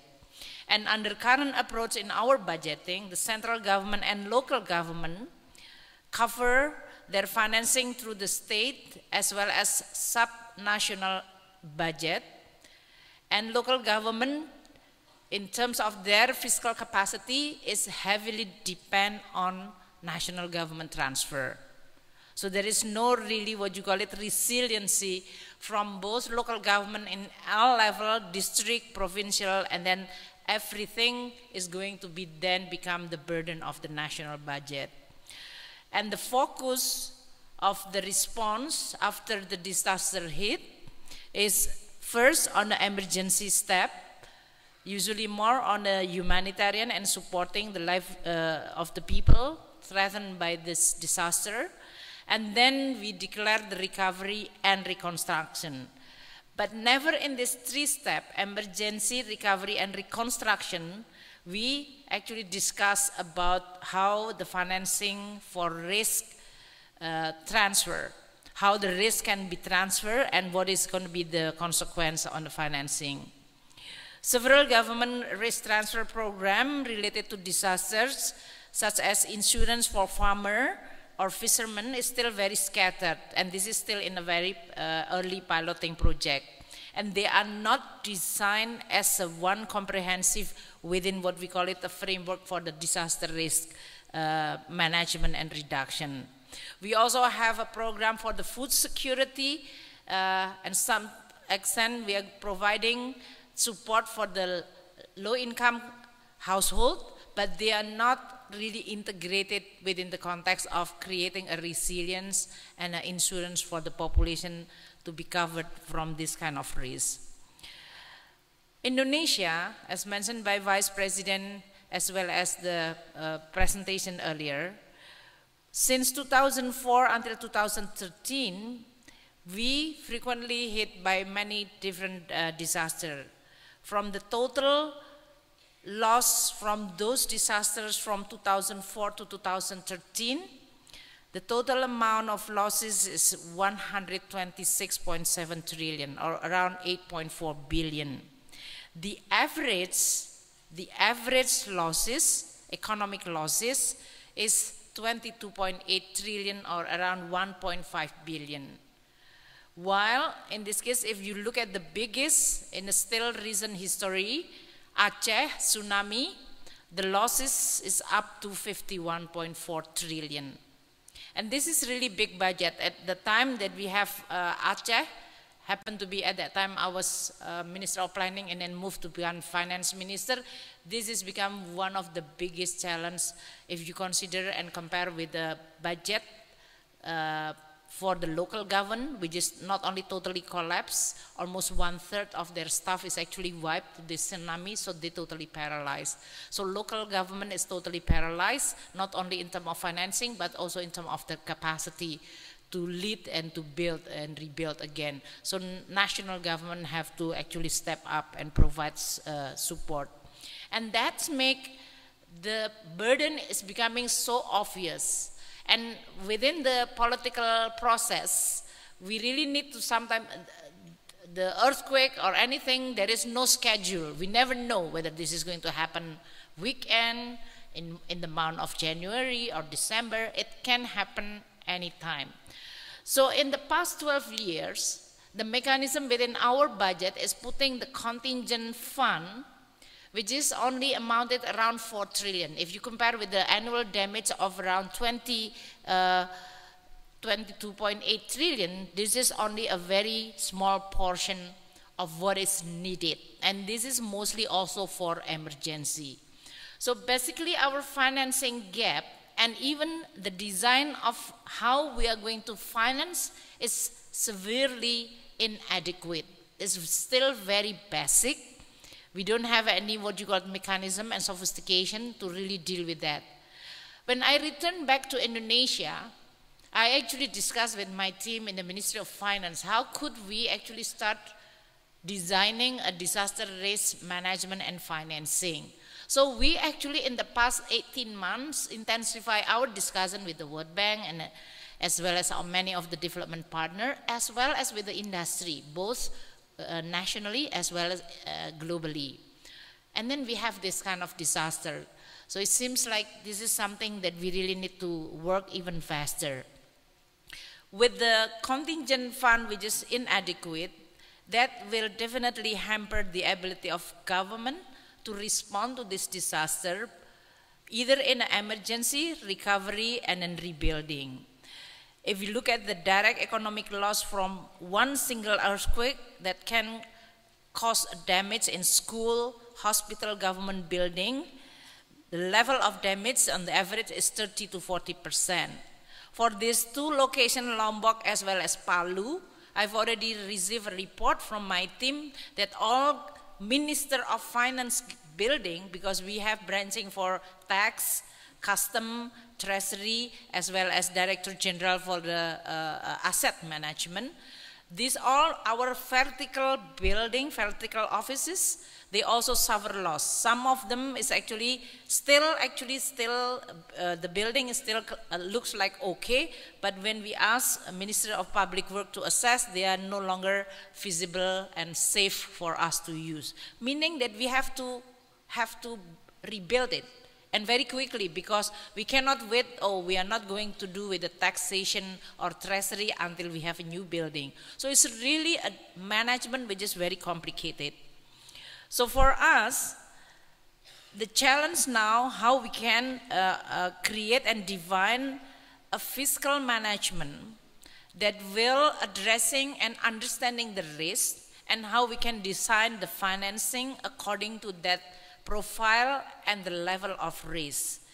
Our policy objective is how we can protect the people and then also public finance in a sustainable and efficient risk financing way, and how we can meet disaster-related expenditure in a plan and timely, so that the losses in terms of the life as well as economic and social can be really minimized. How we can develop a well-targeted and transparent assistance following any disaster and shock. So, priority that we outlined today is to protect public asset management, both central and subnational government. For 2019, we've already discussed with the Parliament, and I initiated to start insuring many government building, and we've already discussed with the insurance industry domestically. This is for the 2019 fiscal year. But in terms of protecting all households and people affected by disaster, especially low-income country, we still rely on the social safety net, but there is no really a program or design that can effectively support them. Usually, President will decide after visiting, for example, in Lombok, after a couple of days, he flew to the Lombok and then decided, okay, we are going to support for the household, severely damaged this much, medium damage this much, and low damage this much. But there is no really what we call it a targeted, well-tested system. And how we can restore the livelihood of people which is affected by disaster in a quick, An effective way is also another, usually scatter program. And then strengthening the role of private sector in disaster risk management is very, very minimum or not, it's just an afterthought. So for us, how we are going to improve our disaster risk financing insurance is how we are going to get the timely and adequate funding in order for us to be able to support all necessary institutions, which is in the first hour or first day, they are there to do the emergency, and then they start doing recovery and rebuilding. How we can actually layering risk so that it is not going to be single financial instrument that will cover all the risk, which is impossible. So we are going to design which risks should be covered by local government, which risks should be covered by national government, which risks should be covered by private sector or market mechanism, and which risks which can be covered by the community. And then how we can design an effective disbursement disaster-related fund. As of now, BNPB, that is the National Agency for the Disaster Risk Management, usually have what we call it an on-call funding, and then they will rapidly coordinate across ministries and then asking for money in every week that they need those money. And that's why many of the media continue ask, Ibu, do you still have money? And it is really like an interesting question. And for the Minister of Finance, you are asked by media almost every doorstep, you still have money, seems like very depressing.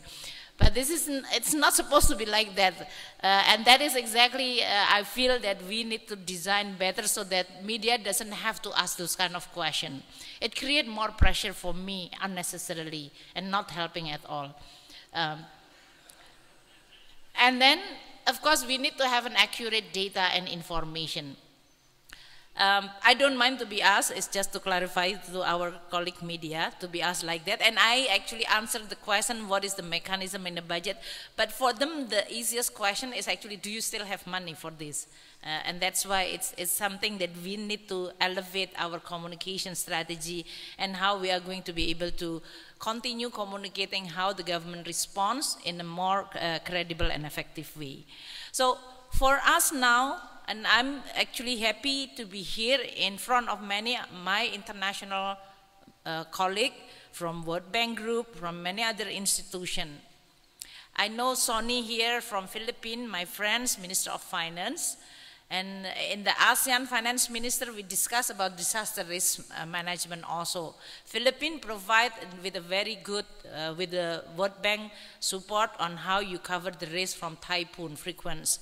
I also see from the report that there is in Latin America, Mexico, Chile, Peru, as well as Colombia.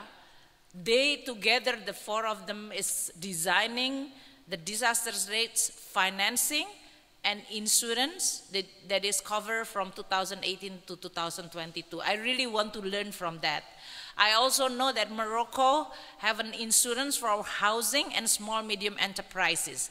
Because when I visited the affected area, we definitely can see very visible the damage in the housing, and they need to be rebuilt permanently, not just temporarily, as well as how we can start jump-starting the economic activity. That in itself will help people to recover. And I was thinking that if we have an insurance for the housing as well as the small medium enterprises, this is going to be an effective way to help many affected areas. I also see that the Philippines is having one pooling risk for their local government. I want to learn because Indonesia is a huge country. We have 34 provincial areas, more than 500 kabupaten and district. They have a different risk profile. I'm thinking, and we'll start in 2019, of having a pooling risk and pooling fund that will cover. But I really don't know how. I'm not shy saying that I don't know.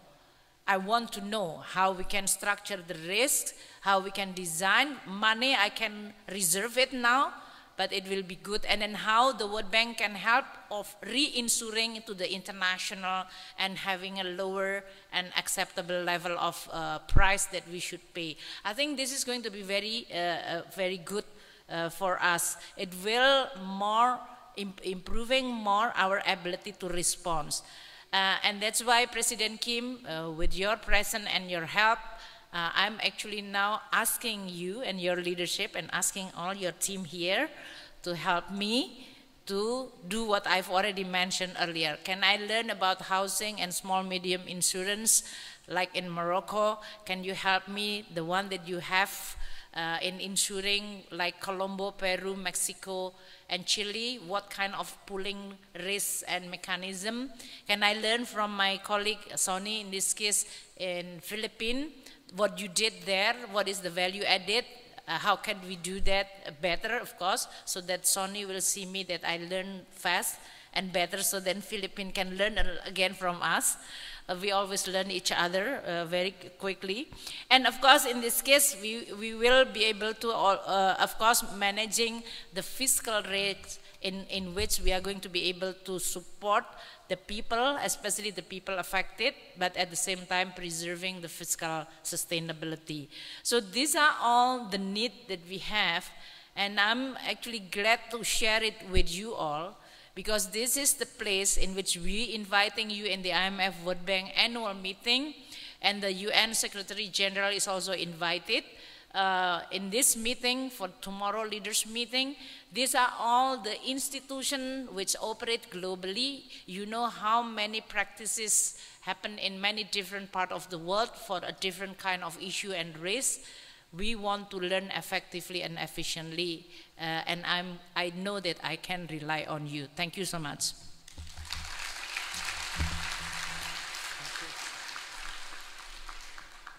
Thank you. And we will make sure to share all those experiences and be supportive to you. I would like to ask Minister Basuki Hadimulyano, please. Please.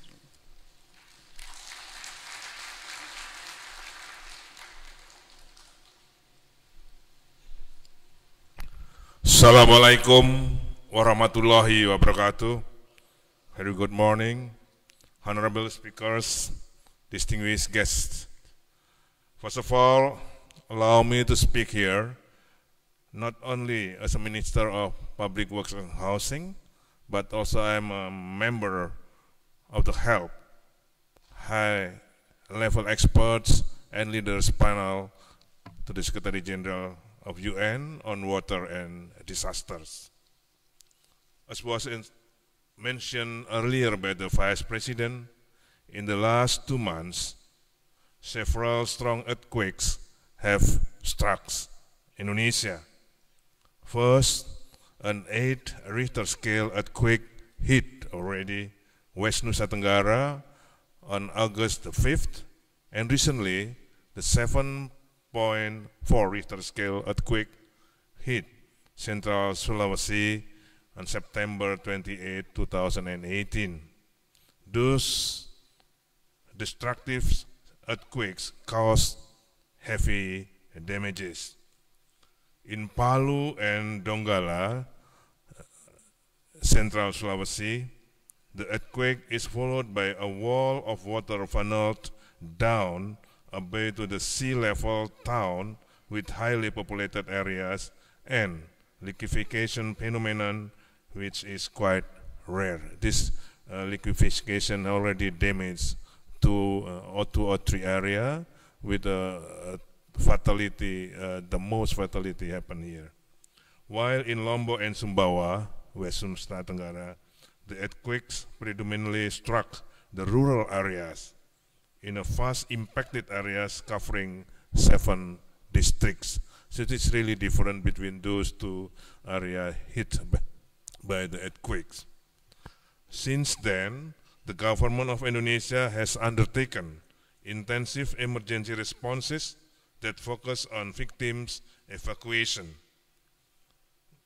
water supply and sanitation provision, city clearance from building debris, and betterment of road condition after the catastrophic events. We set the target that within 2 weeks' time, we will conduct the emergency phase successfully and begin the rehabilitation and reconstruction phases immediately in order to restore local economic activities in place. HELP have outlined the principles on investment and financing, especially for water related to disaster risk reduction. So we really will focus on the risk reduction financing. In this instance, we have witnessed globally today number of victims and economic losses caused by disasters are significantly increasing. The direct damages of disasters alone over the past 10 years are estimated to about 1.4 trillion US dollar. Water-related disasters account for almost 90% of the world's top 1,000 disasters. The importance of increasing investment and financing for disaster risk reduction is now widely recognized in international agreements, such as the Sendai Framework for Disaster Risk Reduction. However, about 90% of the international assistance has been directed for conducting emergency responses and reconstruction or rehabilitation, while the amount disbursed for disaster prevention and preparedness has been limited to only 10%. I believe that it is time now for us to shift our prime importance to focus more on disaster risk reduction, as Ibu Sri Mulyani just said before, with increased level of financing of disaster preparedness higher from 10%. On the other hand, we need to decrease the current 90% level of financing for emergency response to significant lower need level. Countermeasures being implemented in advance to mitigate disaster should not consider a cost, but instead as an investment for the future socioeconomic development. Build back better means we are not only just to rebuild what has been destroyed, like in this map. The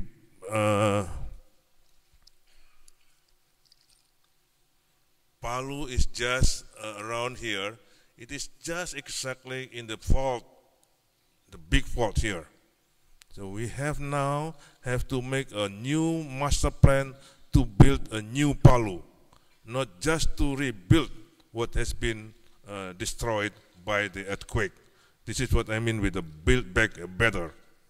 So this build back better approach should be incorporated into the recovery and reconstruction process so as to improve the resilience of communities and prevent recurrent damages from similar disasters. The government thereby must prepare the legal, financial, and administrative frameworks for disaster risk reduction. The central government should prepare support and financial assistance system for the local governments in great necessity to mitigate a large-scale disaster impact that exceeds local capacities to rebound.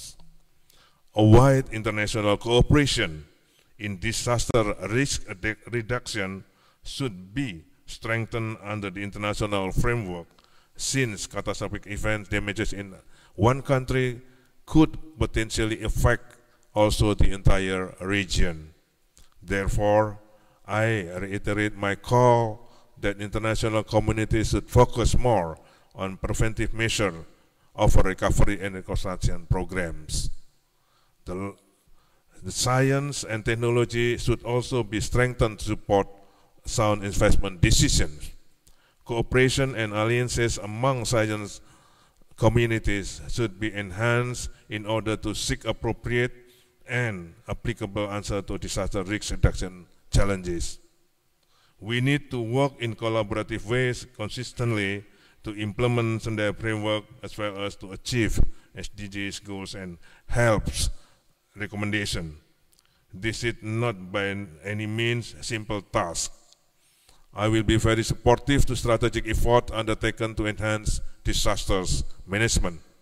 I strongly believe that with those partnership and cooperative between countries and related institutions, we can readily formulate strategic action recommendation that can be effectively implemented to achieve significant disaster risk reduction in order to create safer society, better culture, and brighter future for all. So there are two messages here, that the risk reduction financing should be given more attention and priorities.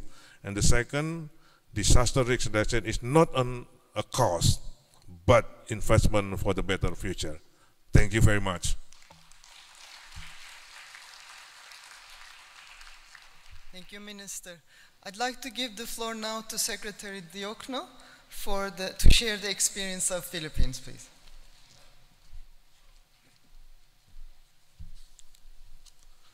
Good morning, everyone. First, I would like to convey my deepest sympathies to our Indonesian brothers and sisters for the recent natural disaster to hit their beautiful country. Second, I'd like to thank the Indonesian government and the World Bank for giving me this opportunity to share with you the Philippines' experience in disaster, risk financing, and insurance. As you know, the Philippines also has its share of natural disasters. Historically, the Philippines ranked 5th most affected in the period 1997 to 2016 in terms of long-term climate risk index. It also ranked 16th in the list of countries most affected by extreme weather events in 2016. The government of the Philippines has identified 3 overarching goals in managing the financial effects of natural disasters. Along these goals are strategic priorities at the national, local, and individual levels to improve the financing of post-disaster emergency response, recovery, and reconstruction needs. Now, to improve the financial management of disasters, it is important to understand the timing of post-disaster funding needs and the longer-term cost of differential sources of financing. Access to immediate liquidity is crucial to support relief and early recovery operations, while the financing of post-disaster reconstruction usually starts several months later, giving the government more time to mobilize the required resources. The government of the Philippines recommends combining different risk financing instruments to protect against events of different frequency and severity. Such risk layering aims to minimize the cost of financing and optimize the timing of financing. It ensures that cheaper sources of money are used first, with the most expensive instruments used only in exceptional circumstances. We have 2 disaster-related programs. First, the parametric insurance program, and second, the catastrophic deferred drawdown options. Parametric insurance, unlike traditional indemnity insurance, does not need long and tedious on-site assessment to determine actual loss and corresponding claims. In this case, payout triggers are modeled losses generated using the Philippine catastrophe risk model, and payouts are considered cash infusion, not restrictions on use.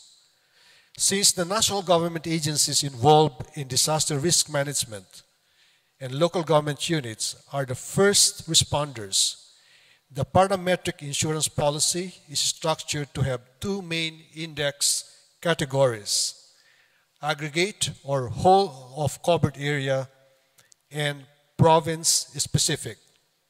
Payouts against aggregate indices are due to the national government agencies, while those against province-specific indices are due to local governments. Based on the risk profile of the covered area, only typhoon is applied on the province-specific indices, while applying both perils on the aggregate index to the still account for earthquake events. The diagram on the screen shows the mechanics of the parametric insurance program of the Philippine government.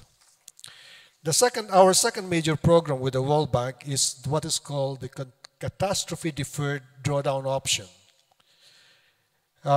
This option allows immediate liquidity in the aftermath of a disaster. As a standby loan facility, the CAT DDO can be availed in the form of budgetary support after the declaration of a state of calamity, and the diagram on the screen shows the mechanics of this special drawdown feature. The recent typhoon that struck the Philippines triggered the application and withdrawal under the loan with the declaration of the President of the state of calamity in the affected areas.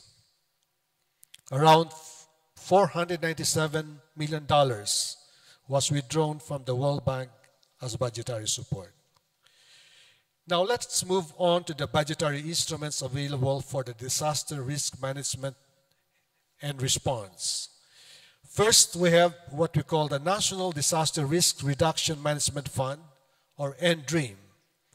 This is a special purpose fund for aid, relief, and rehabilitation services to communities, areas affected by man-made and natural calamities, and repair and reconstruction of permanent structures, including other capital expenditures for disaster operation and rehabilitation activities. Now, the NDREAM Fund is supplemented by the Quick Response Fund, which is a standby fund lodged under implementing agency's budget to be utilized in providing goods and services in order that the situation and living conditions of people living in communities affected by natural or human-induced calamities, epidemics, crises, and catastrophes, which occurred in the last quarter of the immediate preceding year and those occurring during the current year, may be normalized as quickly as possible. Now, there's Republic Act 10121, or the Philippine Disaster Risk Reduction and Management Act of 2010, granted local governments greater flexibility towards disaster mitigation, preparation and response, rehabilitation and recovery. Specifically, the law provides that a local disaster and risk management fund amounting to not less than 5% of the estimated revenue from all sources shall be set aside to support disaster risk management activities. The law mandates that 30% of the said fund shall be in the nature of a quick response fund and the 70% allocation for disaster prevention and mitigation, preparedness, response, rehabilitation, and recovery. Under the program convergence budgeting, several government agencies work as one to meet common objectives instead of competing for the budgets. It reinforces government's push for a more prudent and targeting spending by fostering collaboration among agencies in planning, budgeting, and implementing priority programs and projects. Now, the Climate Change Adaptation and Mitigation Disaster Risk Reduction Cabinet Cluster, a long name, consists of a number of agencies that have been institutionally clustered to provide a programmatic response to climate change and disaster-related issues. They developed a nationwide investment program on climate change, what we call the Risk Resiliency Program. Through the Risk Resiliency Program, program convergence budgeting, the RRP has allowed the government to improve the targeting of climate investments. And over the years, we can see that the expenditure for risk resiliency program is increasing. This reflects our government's growing commitment to harmonize our efforts on climate change adaptation and mitigation and disaster risk reduction. The allocation tripled from a mere 48.6 billion in 2014 to 157 billion in 2018. Now, finally, from a small share of the budget, you will see an increasing trend of the risk resiliency program share from a mere 2.6% in 2014. Its share has increased to 4.2% in 2018. Thank you very much. Thank you. Mr. Onan-san, please, if you could tell us about the Japanese experience.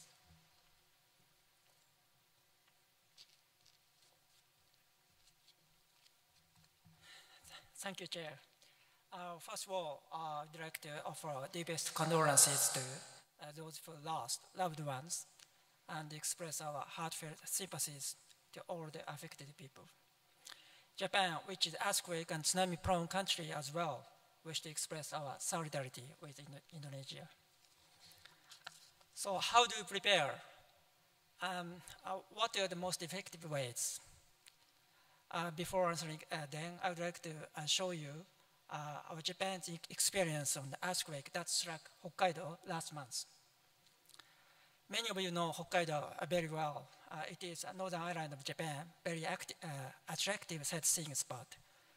That earthquake's magnitude was 6.7. It is relatively strong, but we should say it's well within our expectation.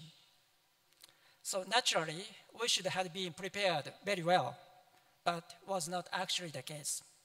40 people were killed by landslides, and 2-day-long blackout caused $1 billion in economic losses. Blackout, electric companies are usually equipped with adjustment mechanism to always keep in balance between supply and the demand of electricity.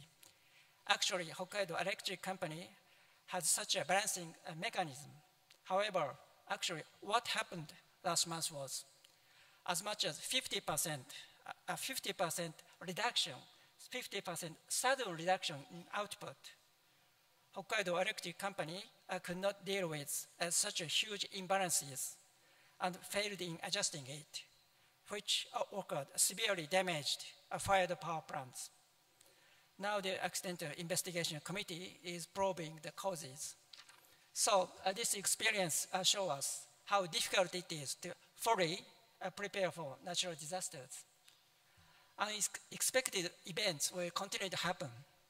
Even countries are proud of cutting edge of disaster preparedness, like Japan, should continue their efforts of learning. Here, we strongly understand the necessity of sharing lessons learned, cooperating internationally. Today, I'd like to show you our 3 approaches to prepare for natural disasters. 3 aspects of preparedness. The first is a physical aspect of preparedness, that is infrastructure, strong enough to properly withstand natural disasters. Let me raise an example. You may recall that Hurricane Irma hit Caribbean islands last year. Among others, in the island of Barbuda, almost all the houses and infrastructures are completely destroyed. However, do you know, certain facilities in that island were not damaged at all. There were a pier and a building for fish processing. That building was so tough that people rushed to it for shelter, and those facilities also functioned as a key infrastructure for recovery. They were constructed with support of Japan's aid program. And many of you know that Japan is advocating quality infrastructure. One of the merit is low life cycle costs. But however, the merits of quality infrastructure go beyond that. Higher resilience to natural disasters saves lives of people and advances restoration works. So the important thing is that infrastructure work properly. Quality is not luxury. Quality means to just operate properly. In this regard, we are considering taking up quality infrastructure as agenda of the coming G20 meeting next year. We believe we need to upgrade the concept of quality infrastructure investment, which was defined in the 2016 G20 in Hangzhou, China. Specifically, we may highlight governance and openness as well as resilience. We also believe that through our policy efforts, we need to implement such concept in real projects. The second aspect of preparedness is finance. How can we manage to raise funds for recovery or restoration works? And how can we do that without putting pressure to government finances? The Japanese government, together with private insurance companies, has been providing seismic risk insurance services to Japanese people for more than 50 years. These services cover not only earthquakes, but also tsunamis and eruptions. They have effectively protected residential buildings against these disasters. The important thing is that we have designed it not to put pressure to Japanese national finances. Let me give you some numbers. Japan predicts that the earthquake with magnitude 7+ will hit metropolitan Tokyo area in 30 years with the probability of 70%. So it's probable. So if it occurs, damage to residential buildings, only residential buildings, are estimated to be $100 billion, which equals 10% of our annual budget. The Japanese government needs to pay that amount for recovery, but not want bad impacts on national finances. So the key is the risk pool. Japan has established and managed a domestic risk pool. Insurance premium have been and will be accumulated in this risk pool. $100 billion for recovery will come from this risk pool, not from our national finances.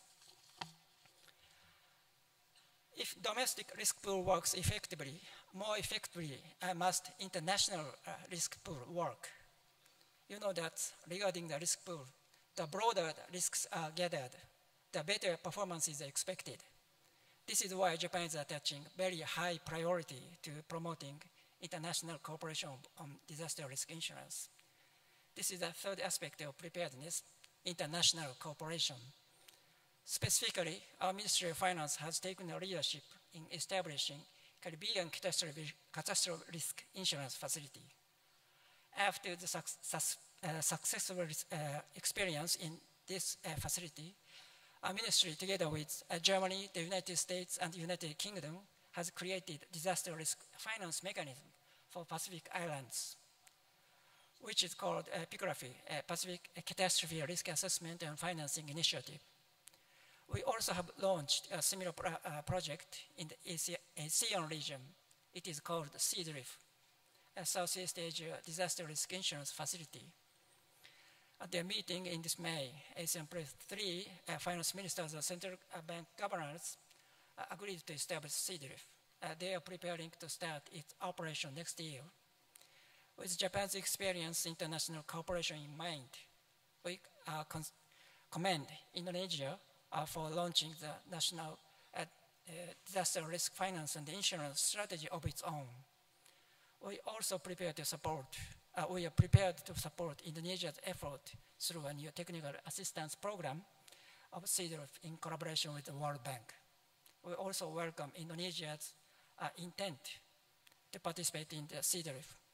We look forward to other countries follow Indonesia. Taking this opportunity, I would like to call other countries to participate in supporting this initiative.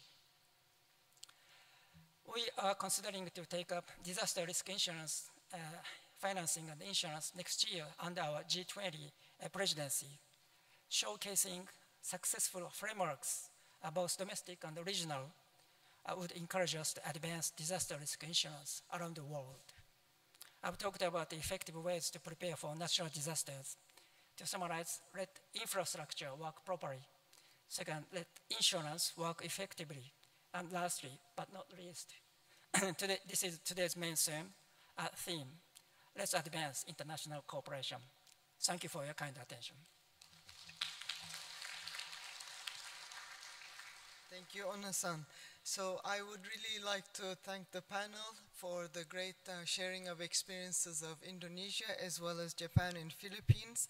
And we promise that we will continue to drive this momentum and develop the necessary technology and innovative instruments for prevention, resilience, and recovery. Thank you.